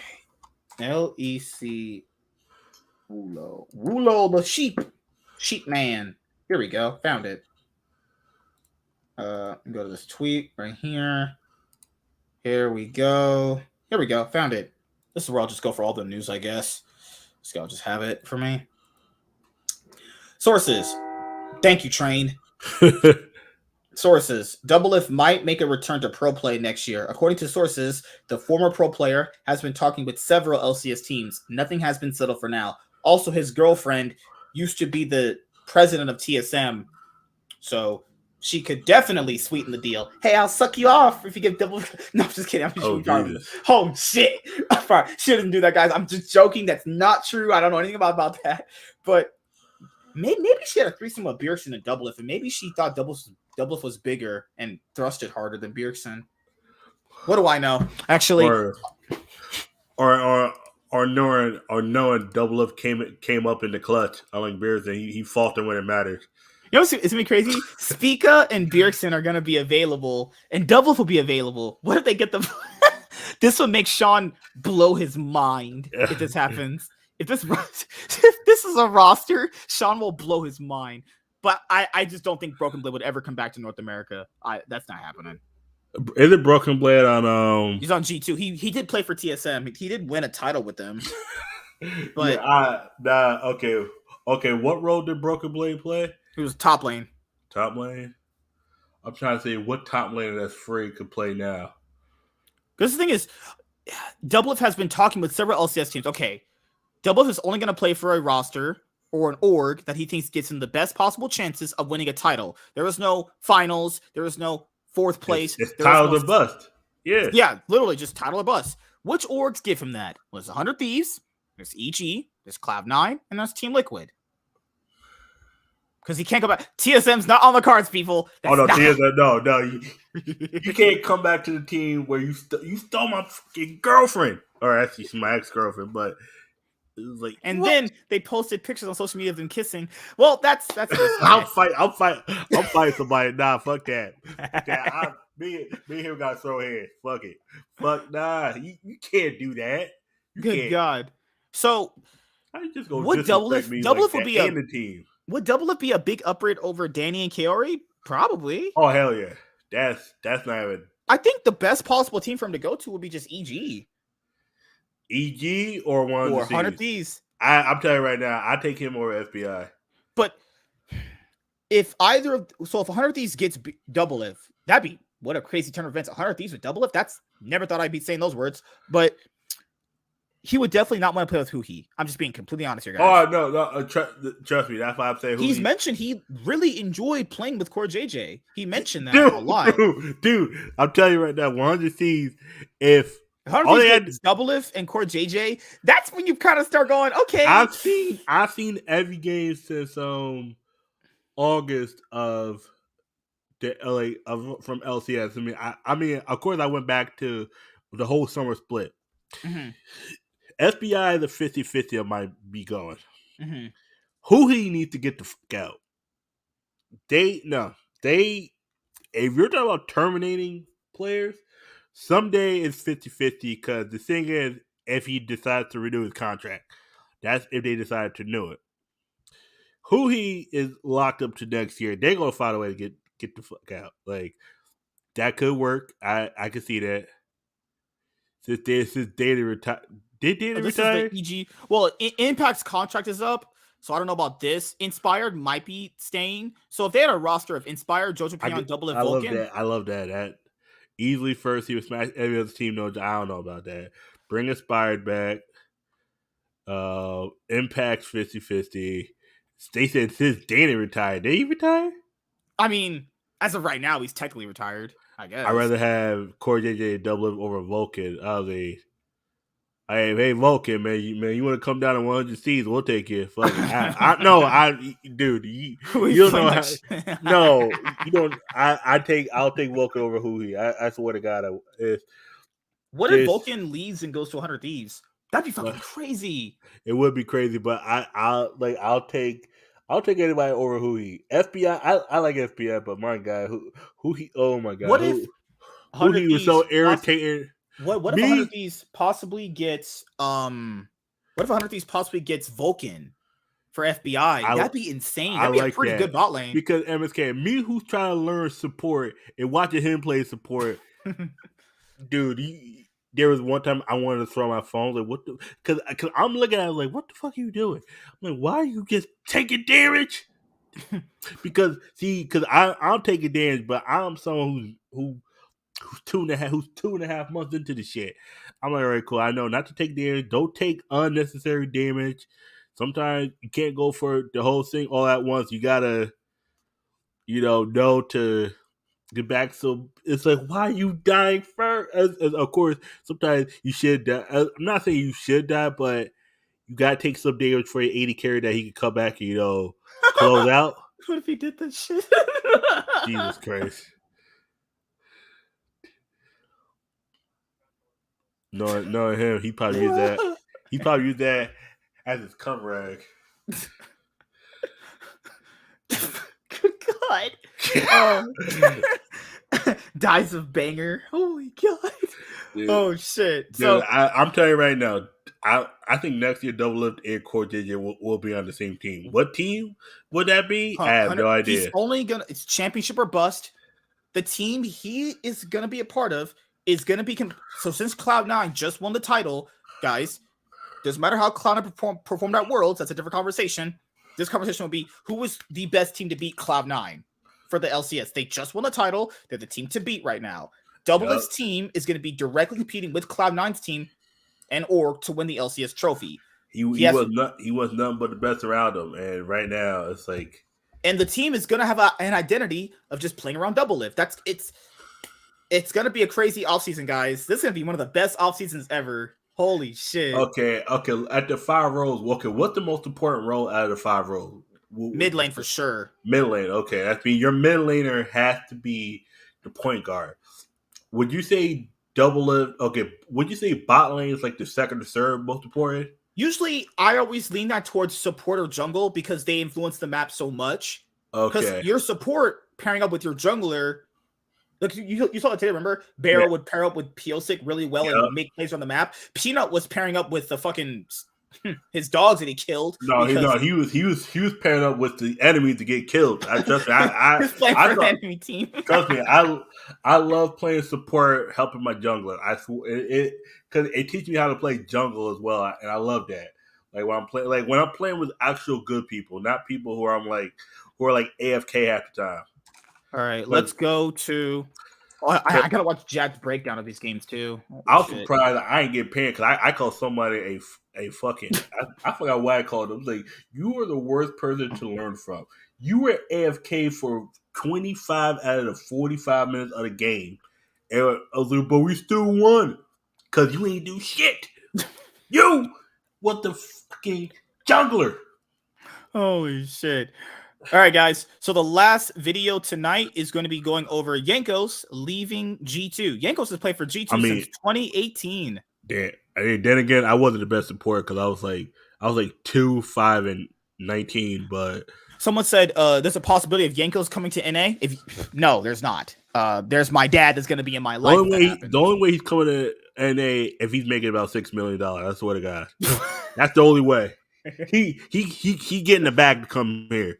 Either he makes $3 million, he gets that Sword Art contract, or he ain't coming here. Why else would you I'm telling you right now, like there's certain players, if you see them come to the LCS, they're getting the big bag. Like if you see fakers like, oh, I'm leaving the LCK to come play. Open the LCS, that's not serious. I'm gonna tell you right now, fakers gonna be about 90% of that damn salary. Yeah, he gonna be 90% of the salary. If you see Faker in the LCS in the next 3 years, they paying about $8 million. I'm telling you that right now. I'm just putting this in for a second. Trust me. If Faker wins this final, he has 4 world championships. He just wins another one. He's like, I'll just win 5 of them. He's the most winningest domestic player. He's won 10 trophies domestically. Jesus Christ. He's won 3 MSIs. 3 MSIs. 3 LCKs. No, wait. He's won 2 MSIs, right? Yeah, he's won 2 MSIs. He won 2016 and 2017. Yeah. He won 2 MSIs. 3 world champions. He's won those IEMs back in the day. He's won, I think, a few of those. No, he's won one of those at least. Because he started playing in what, 2014? 2013. Spring. I remember because I saw old videos of this motherfucker used to wear glasses. This man was insane. I ain't gonna lie. I mean, not to sound racist. Here, I'll show you this play. Not to sound racist. Not to sound racist, but he looked like his eyes are small. He looked like he was blind as fuck without the glasses. My goodness. Well, before we go to Faker, okay, Jankos leaving G2. Yeah. Honestly, he didn't really play that good this year. If you're looking at just G2 games that I was watching, I watched all their games. He didn't really play that good all this year. Who he's playing like shot of steroid. That's you ain't shit intensive. So, personally for me, if Jankos joined Fnatic, I'm not surprised, honestly. What if Jankos joined Team Vitality with Perks and they made a super team with like Upset? That'd be insane, dude. Imagine a team like this. Alfari, Jankos, Perks, Upset, and Tom Dick Fucker. I don't know. Okay. Out of those 4, what role are they missing? Just support. Support? Okay, who be a good support? Who can go back to the... What if Hillsang left Fnatic and joined that team? Like, this is the thing. Also, if it's Jankos leaving, he's been on G2 forever. Like, you gotta factor in, you play on what's the reason for him leaving G2? That's the real question. I'm leaving for G2. Let's go over the video. I'm leaving G2 esports. I will be leaving G2 for the next year, for 2023. These guys will talk the same. talking about, I feel like this guy is Hitler's son. I'm just kidding, guys. He's great. I felt like we grew a good bond. I just felt like everyone had a lot of fun, and I really enjoyed it. However, From my point of view, playing with the players I played with, it was really amazing, and I truly am grateful that I got to play with all of them. Playing League of Legends with the players we had, which is BB, Flacket, Targu, and Caps, along with Dylan, Rodrigo, Raf, Romain. To the mid lane, and in 20 minutes. But everything has to end at some point, right? And it was a glorious run that we started, or I started to do back in 2018 with Wadid, Hjarnan, with Perks, with Wunder, and with myself. 2019, the great roster that stayed together for 2 years. And not so successful last year with still, Wunder, Mickey, and Reckless and Caps. But it is the end of the journey.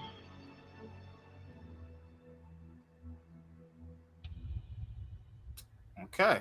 Hello everyone. As I promised, I wanted to release a video on Saturday explaining what's gonna happen next. But before that, I would like to talk about the whole year with G2. So 2022 started, we picked up the BB Flacket and Targamas for, Wunder, Mickey, Reckless.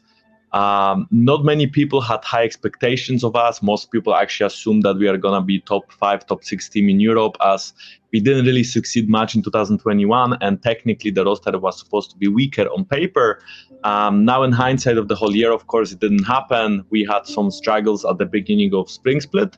I think all of us back then caught Corona as well, so we couldn't play in LAC Studio because back then everything was online. But all right, so yep. Going through this right now. Thank you, Ad. We play from the same room. We picked up some wins. We picked up some losses. If I'm completely honest with you, I don't even remember how our spring split went, like the regular season.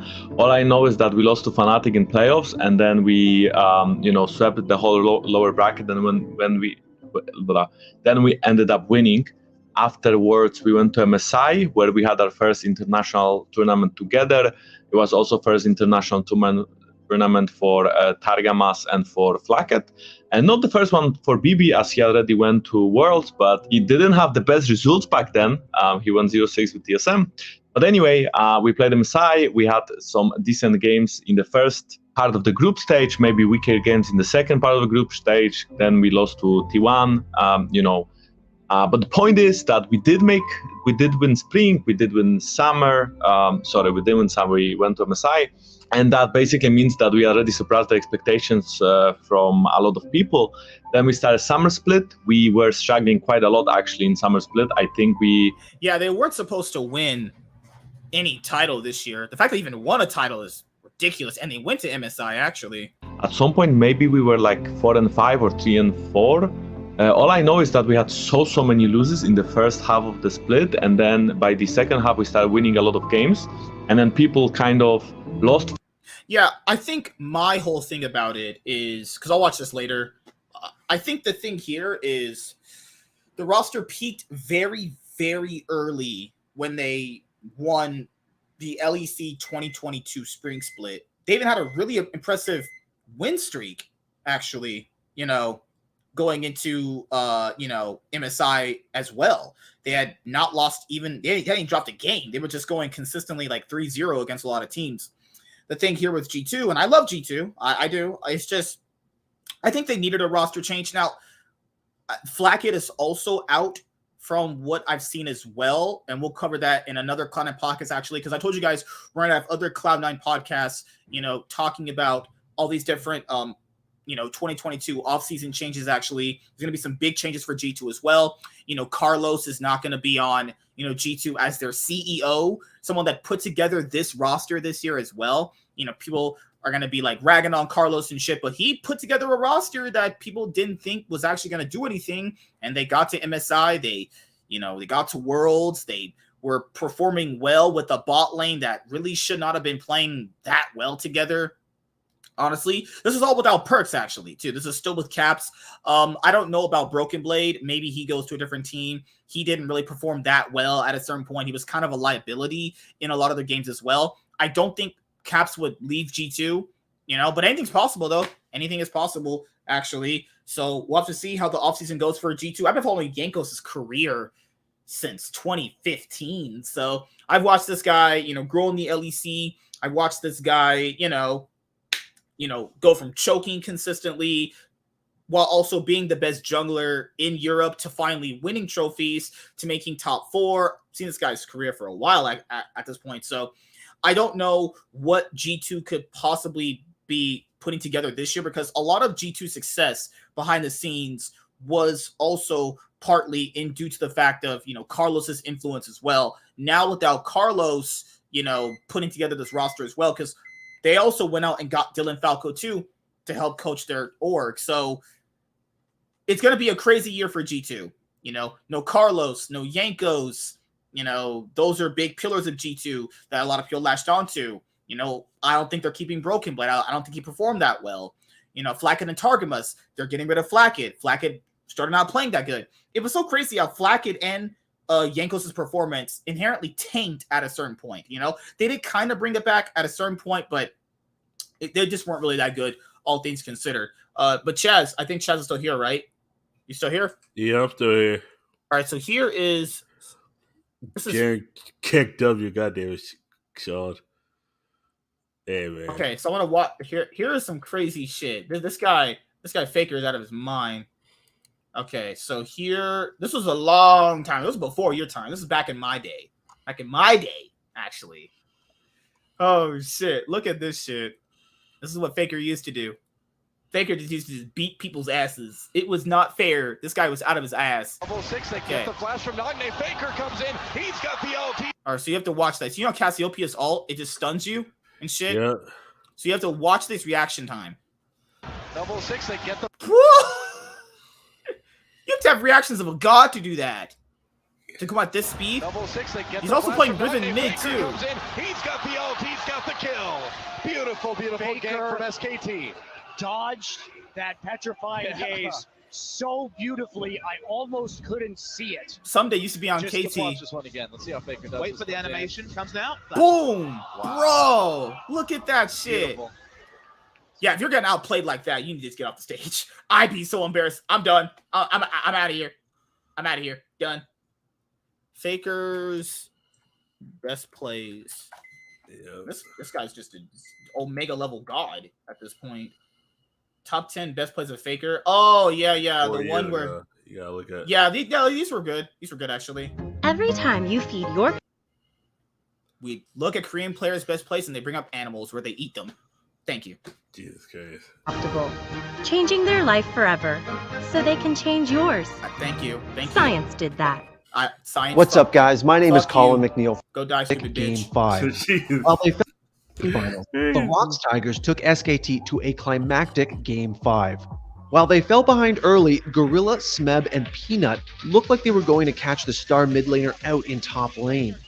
With an incredible dodge on Peanut's cocoon and only using his Ghost Summoner spell, Faker manages to get away, denying Rocks the kill on the way to his 3rd Worlds title. He knew they were coming. The second Gorilla charged at him in an empty lane. He did a minor step upwards, forcing the cocoon to ever so slightly. You know who was on that Rocks Tiger roster? Look at that name right there. Peanut, yeah. Oh, I love it. I love it.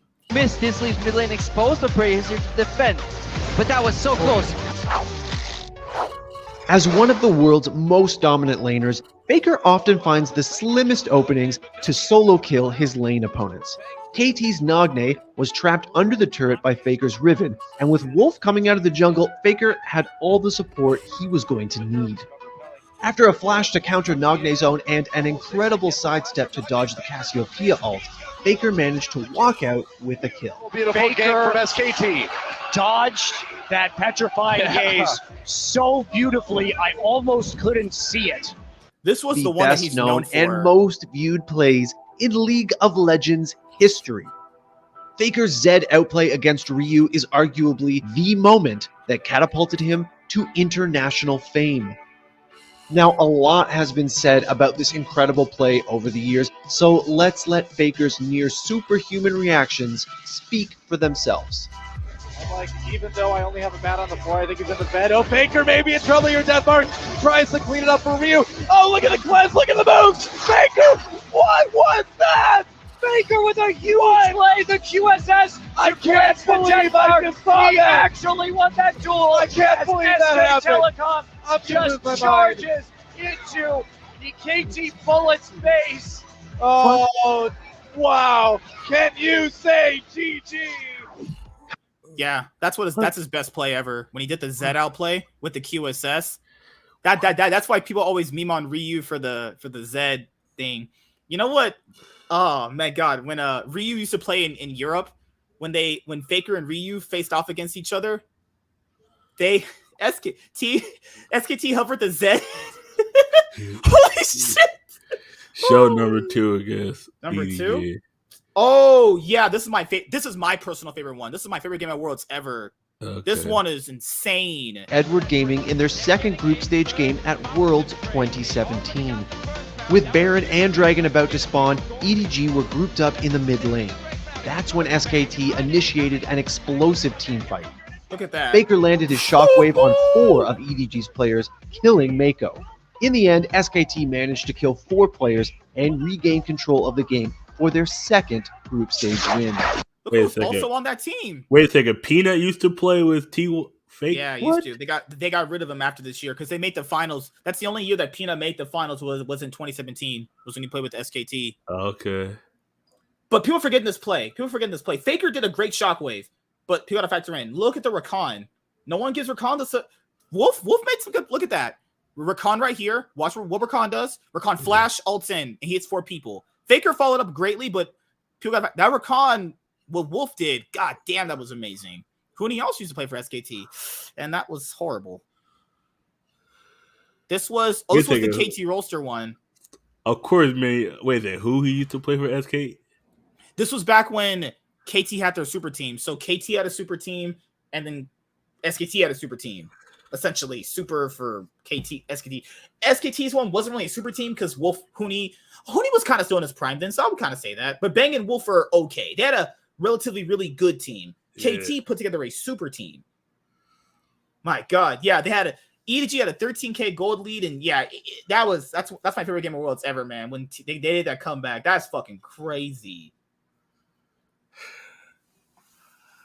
Shit. I mean, Huni got an MSI trophy, but I mean, this is when Huni was still kind of playing decent.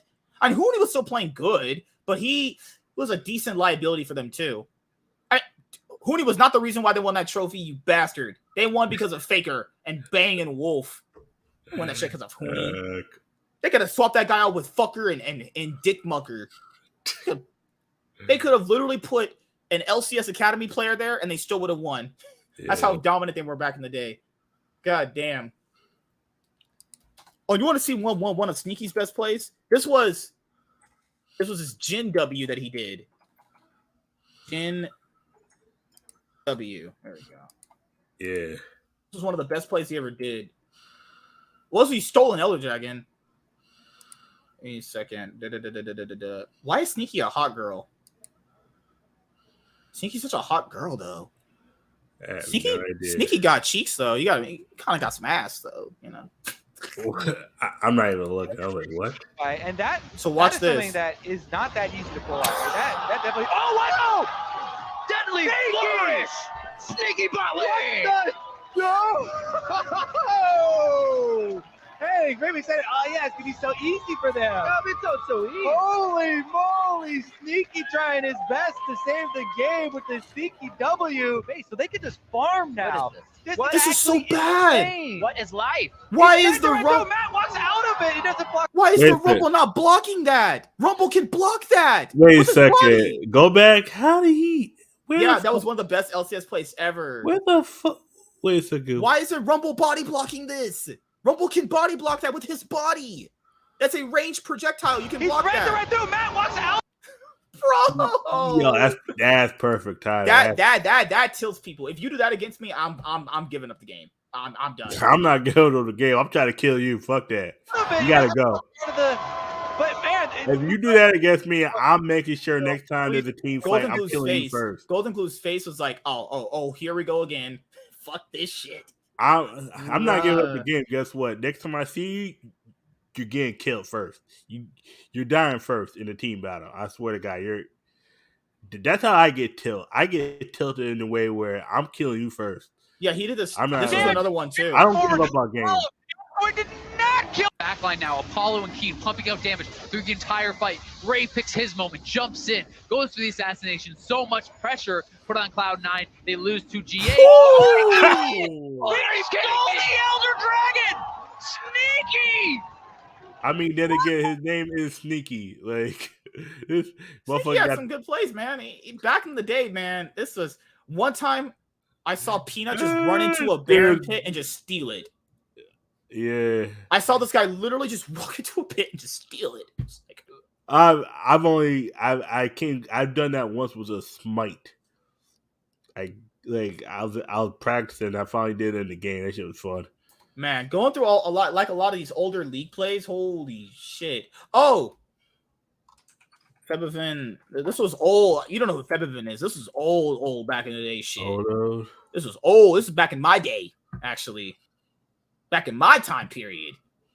God damn. This is when, because it was really hard to kill Faker 1v1, given how good he was. Yeah. One time he got 1v1 twice in a game by the EU mid laner Febivin. This one Fnatic also re-won again. For going into the 1v1, swapping with the god dead at his feet. And here's a listen in of Febivin calling it in picks and bans. By the way, I'm gonna solo kill this guy, okay? If you ward for me, I can play aggressive. I can just jump on him 24/7 and then he's dead. Same. The visits into the jungle not as fruitful. There's the death mark coming in. And will it be enough? The pole and the ignites. Aggressive pick-making team. He didn't do it once. He did it twice. Shurikens. The knockup is interrupted as Febivin materializes. Boom. Ignite plus one more. That is 2 1v1s in a game. It's crazy. You hear that's Monte Cristo's voice. He used to cast for League. He stopped casting for Riot sanctioned events after 2015 because they didn't pay him enough money. He said they paid him a flat rate for the whole event. So that means if you do a bunch of extra prep, a bunch of extra work on these teams, you get paid the same amount. Actually, he was like, "Fuck that." Oh shit! There's so many great plays in League, man. There's so many, but just nothing will ever get.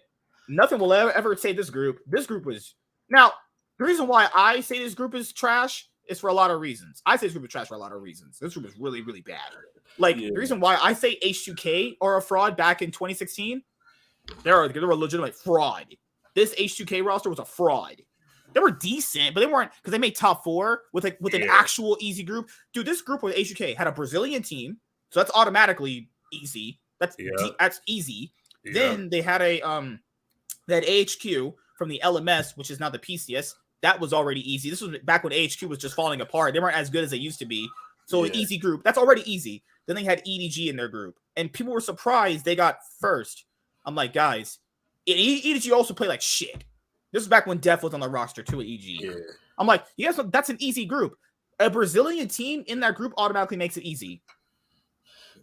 If you struggled getting out of that, you're fucking trash. If you struggle against a Brazilian team, you're trash. Oh my goodness. So this is a little bit risky. Certainly is. Tunnel comes back out there. No, there is none around the Baron pit. They have the damage to get it done. Oh! He got it! Are you kidding me? He shouldn't be able to do that. It's a ranged projectile. You just block it. I've done that with Brand. Though. Get the fuck out of here. I timed the the Q? Yeah. Oh shit, guys. Yeah, there's because I've also done with Misfortune, but like Misfortune was like, god damn, so many great plays this year. So many great plays. Damn. There was one time this AD carry we used to have called Piglet. He stole a Baron blind with his Corky rocket. He stole it blind with a Corky rocket. Oh yeah, this was the one by Peanut. He just flashes and steals it. He didn't even know what the fuck's in there. He just, all right, this is my Baron now, bitch. Yeah, I've done. Wait, I've done. Head-to-head battle says, "I'm about to quit Yu-Gi-Oh. What's on every player's mind?" Is he being serious? This is just a meme video. It's just him memeing. Oh, okay. All right, guys, I gotta go to bed because I'm fucking starving. I gotta eat some food. See you guys tomorrow. Not tomorrow. Good night, everybody. See you guys Wednesday. Wednesday we're gonna stream. We'll talk about the actual semifinal games. DRX is definitely not a fraud. They're not a fraud. Faker's going to win the world. You know, he's the best motherfucking player in the world. Given Deep Def gonna get his first world, hopefully. Stop all the copium. Like DRX are in the JDG, final. we're not gonna be T1 at all. Ever. JDG got clapped. Don't tell me that. That makes me sad. Hey, dude, I bet it on Gen G when Son told me to go DRX. I was looking, but I was like, all I know is Peanut failed. But hey, remember, I was told since Canyon lost to Peanut, even though he played way better, was worse than Peanut because Peanut. That's like motherfuckers telling me, "Oh, Paul Pierce better than LeBron James," because he beat him. What? Paul, get the fuck out of my face. See, right there. So even though they had a really close series against Gen G, Canyon was legitimately outperforming him because Peanut won the series. That means he's better than Canyon automatically. Dude, that's what happened in the 08 final. People were saying that Paul Pierce was better than Kobe Bryant. I'm like, you cannot let one final dictate how you see a player. It's like Paul Pierce won a championship, hasn't done shit since. Kobe smoked him in 2010. Like, don't. Plus, the Lakers were playing with injury. Even Kobe was playing was a minor injury. Like, don't. You cannot take one performance and say, "Oh, this player is better." It was like, you could watch the individual games. He outperformed Peanut in every game. Passing, objectives. Yep. Smites, dives, literally everything a jungler does, he played way better. The only reason why he lost was because he fucked up. Remember I showed you those plays? Canyon messed up. Canyon himself messed up. The only reason why they were able to win that team fight was because Canyon himself messed up the one time in the series that he didn't need to mess up in. Exactly. Peanut didn't win that series. Canyon lost down on. Oh god. Canyon's just trying to go on vacation early and start eating some dogs or some shit. I don't know what the fuck they do. Okay, all right. And also, this year proves that the West is really far behind. Like, really far behind. Like, I mean, like, guys, if the LCK because LCK is winning worlds. If the LCK is a 10, LPL is a 9. I'll say LPL is an 8, right? No, I'll say LPL 8.5. 8.5. LCK is a 10, LPL is an 8.5. The LEC 7. 7 or 6. Probably 6, yeah. I would say 6. LCS is 4. And then it's just whatever LCS else. 4 next to Vietnam and Hong Kong. Because, how the fuck do you lose to Flag Oysters? How do you lose to Vietnam? Was it Vietnam?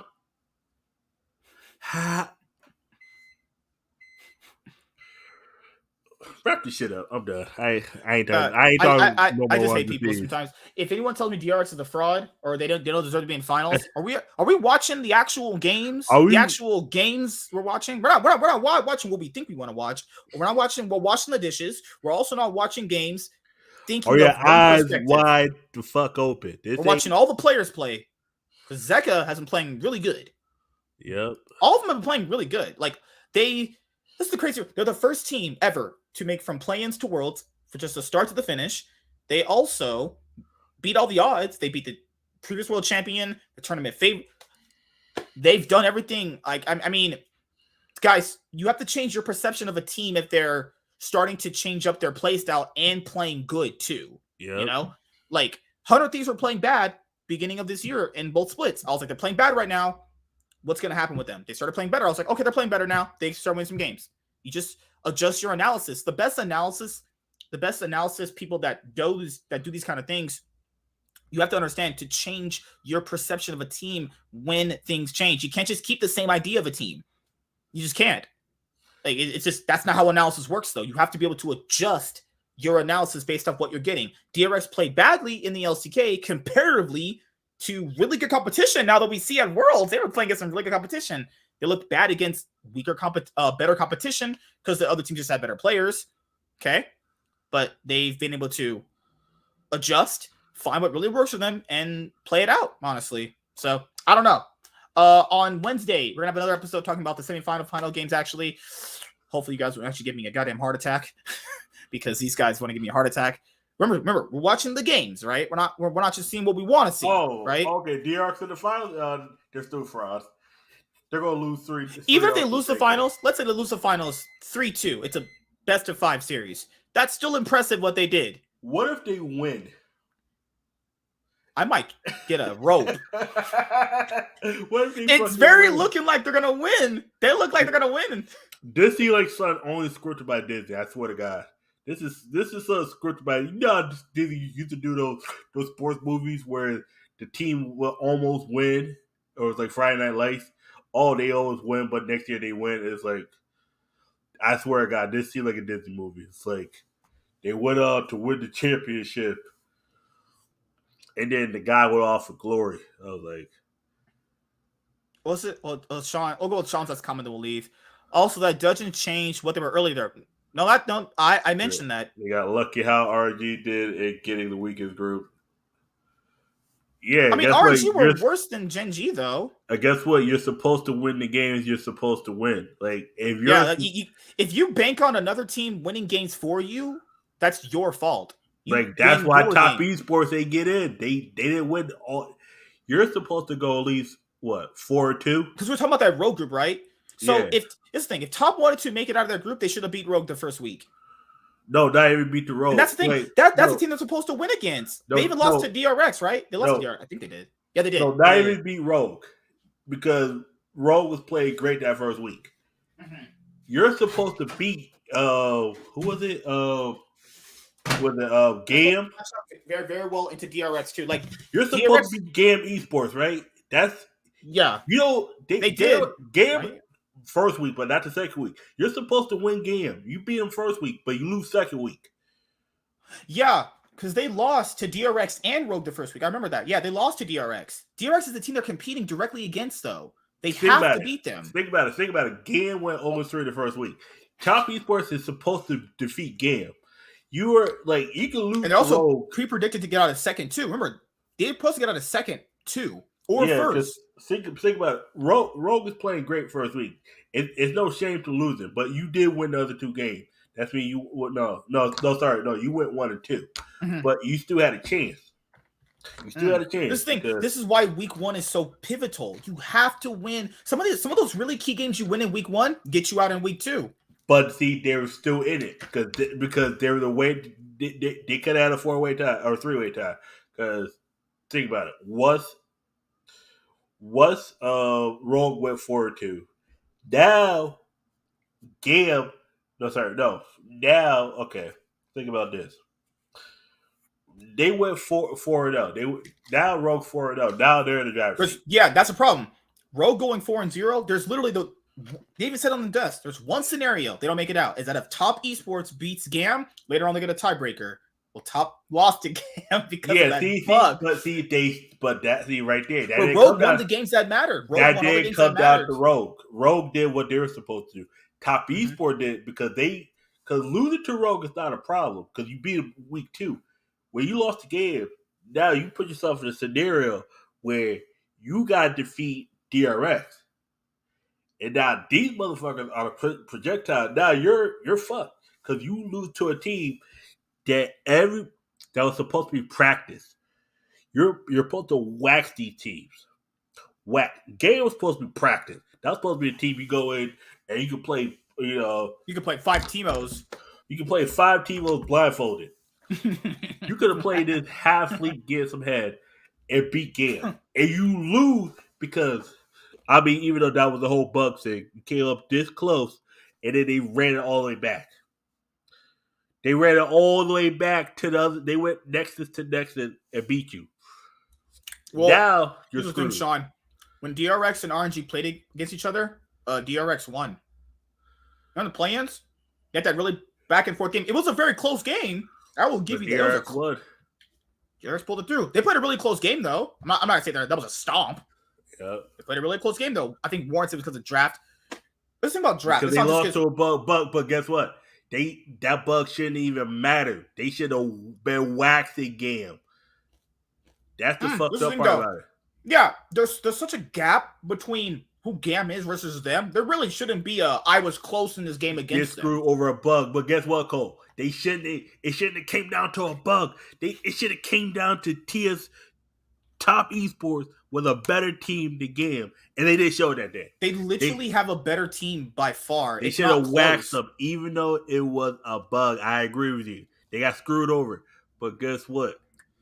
If you have a chance to beat the fuck out of your opponent, you do it. It doesn't come down to a bug.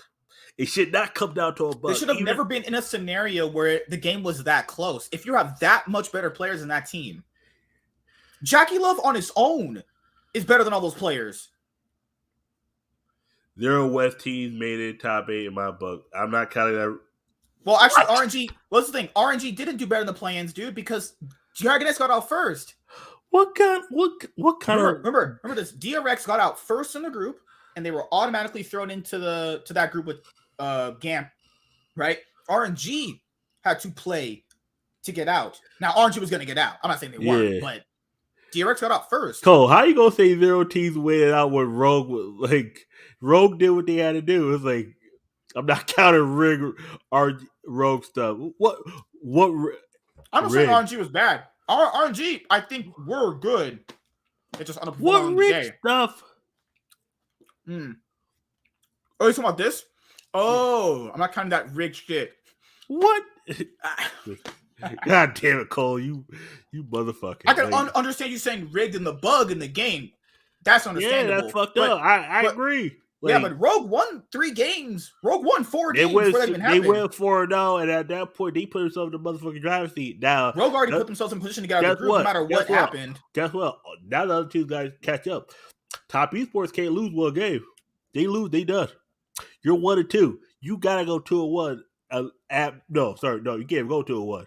No, you can't go. No, you're 1-2. You can't even. No, Top esports would 2-1 or 1-2. They would have to go 3-0 essentially. Yeah, you have to go undefeated. All 3 games because Rogue already won 4 games to start the day off. They automatically have to win all of them because remember DRX is 2-1. DRX would only DRX was 2-1. Top esports was 1-2. Oh no, then you gotta go what? You gotta go undefeated. 3-0. Yeah, you gotta go undefeated week 2. Remember DRX played next and DRX won their game. So DRX is up and now 3-0. 3-1. 3-1. Yep. Top esports has to win every game after that. That's why group stage is tough. Even all these scenarios too. I'm not saying RNG played bad, dude. I'm saying RNG played fine in the group stage. RNG playing the way they did in the group stage made me think they were going to guess what? They lose their brain one time, and that's your ass. In the best of ones, or like if you lose one time, that could be your season. Sean said the same thing last year with RNG versus EDG. So EDG and RNG face each other in last year's quarterfinals. Guess what? You know what was happening in those games?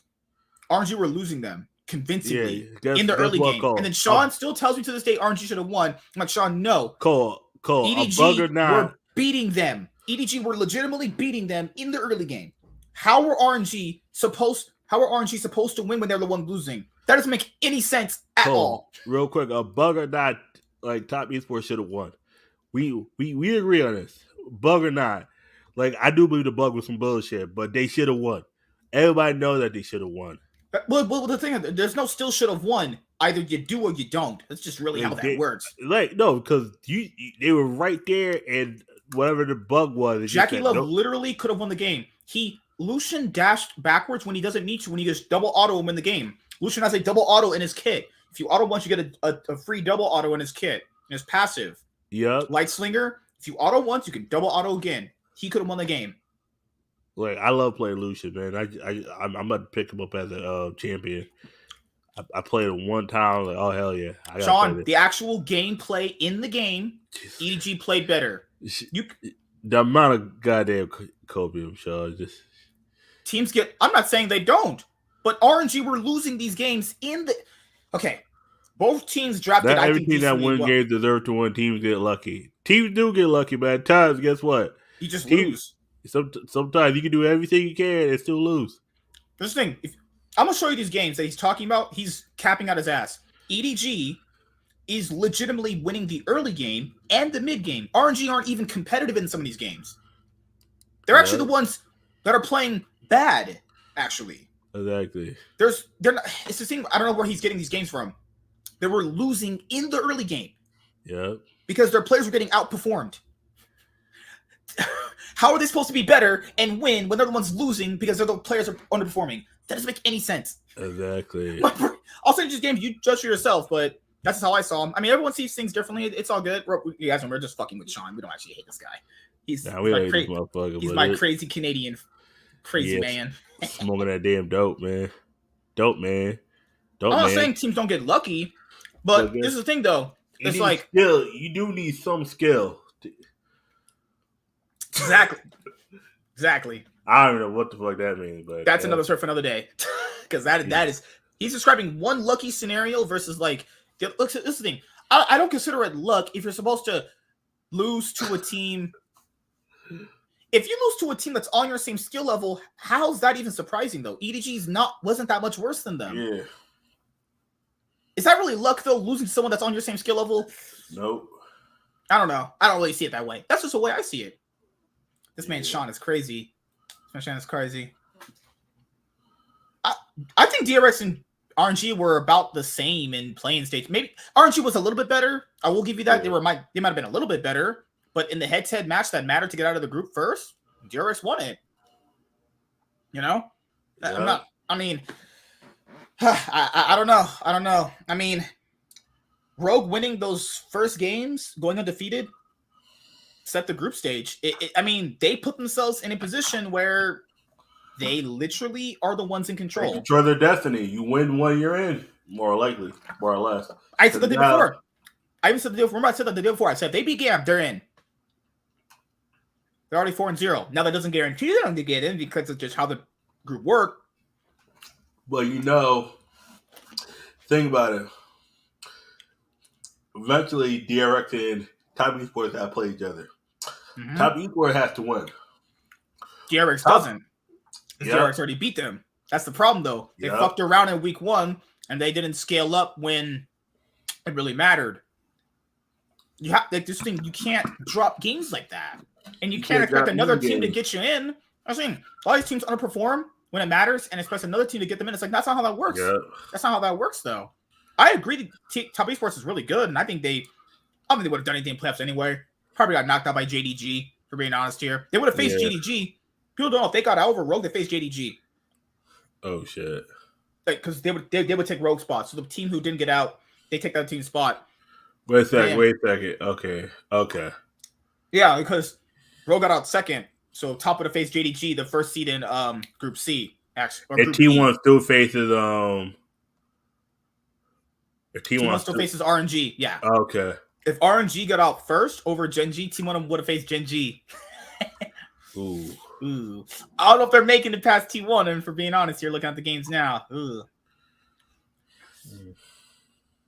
This thing, I'm not saying that DRX playing badly in the LCK summer split or the spring split hurts them or does anything. It's just got to change your analysis. They played badly before, but they're playing good right now. Yep. Two things can be true at once. You know? I don't know what to say. RNG did play better in a lot of games.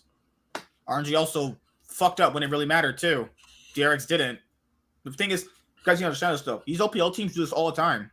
LPL teams are consistently always taking trades they shouldn't, objectives that they shouldn't be, always making these crazy 50-50 plays. Make plays like this, dude.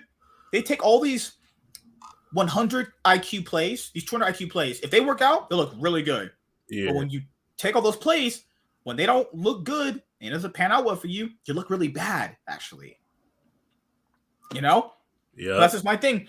See you guys on Wednesday. See you guys.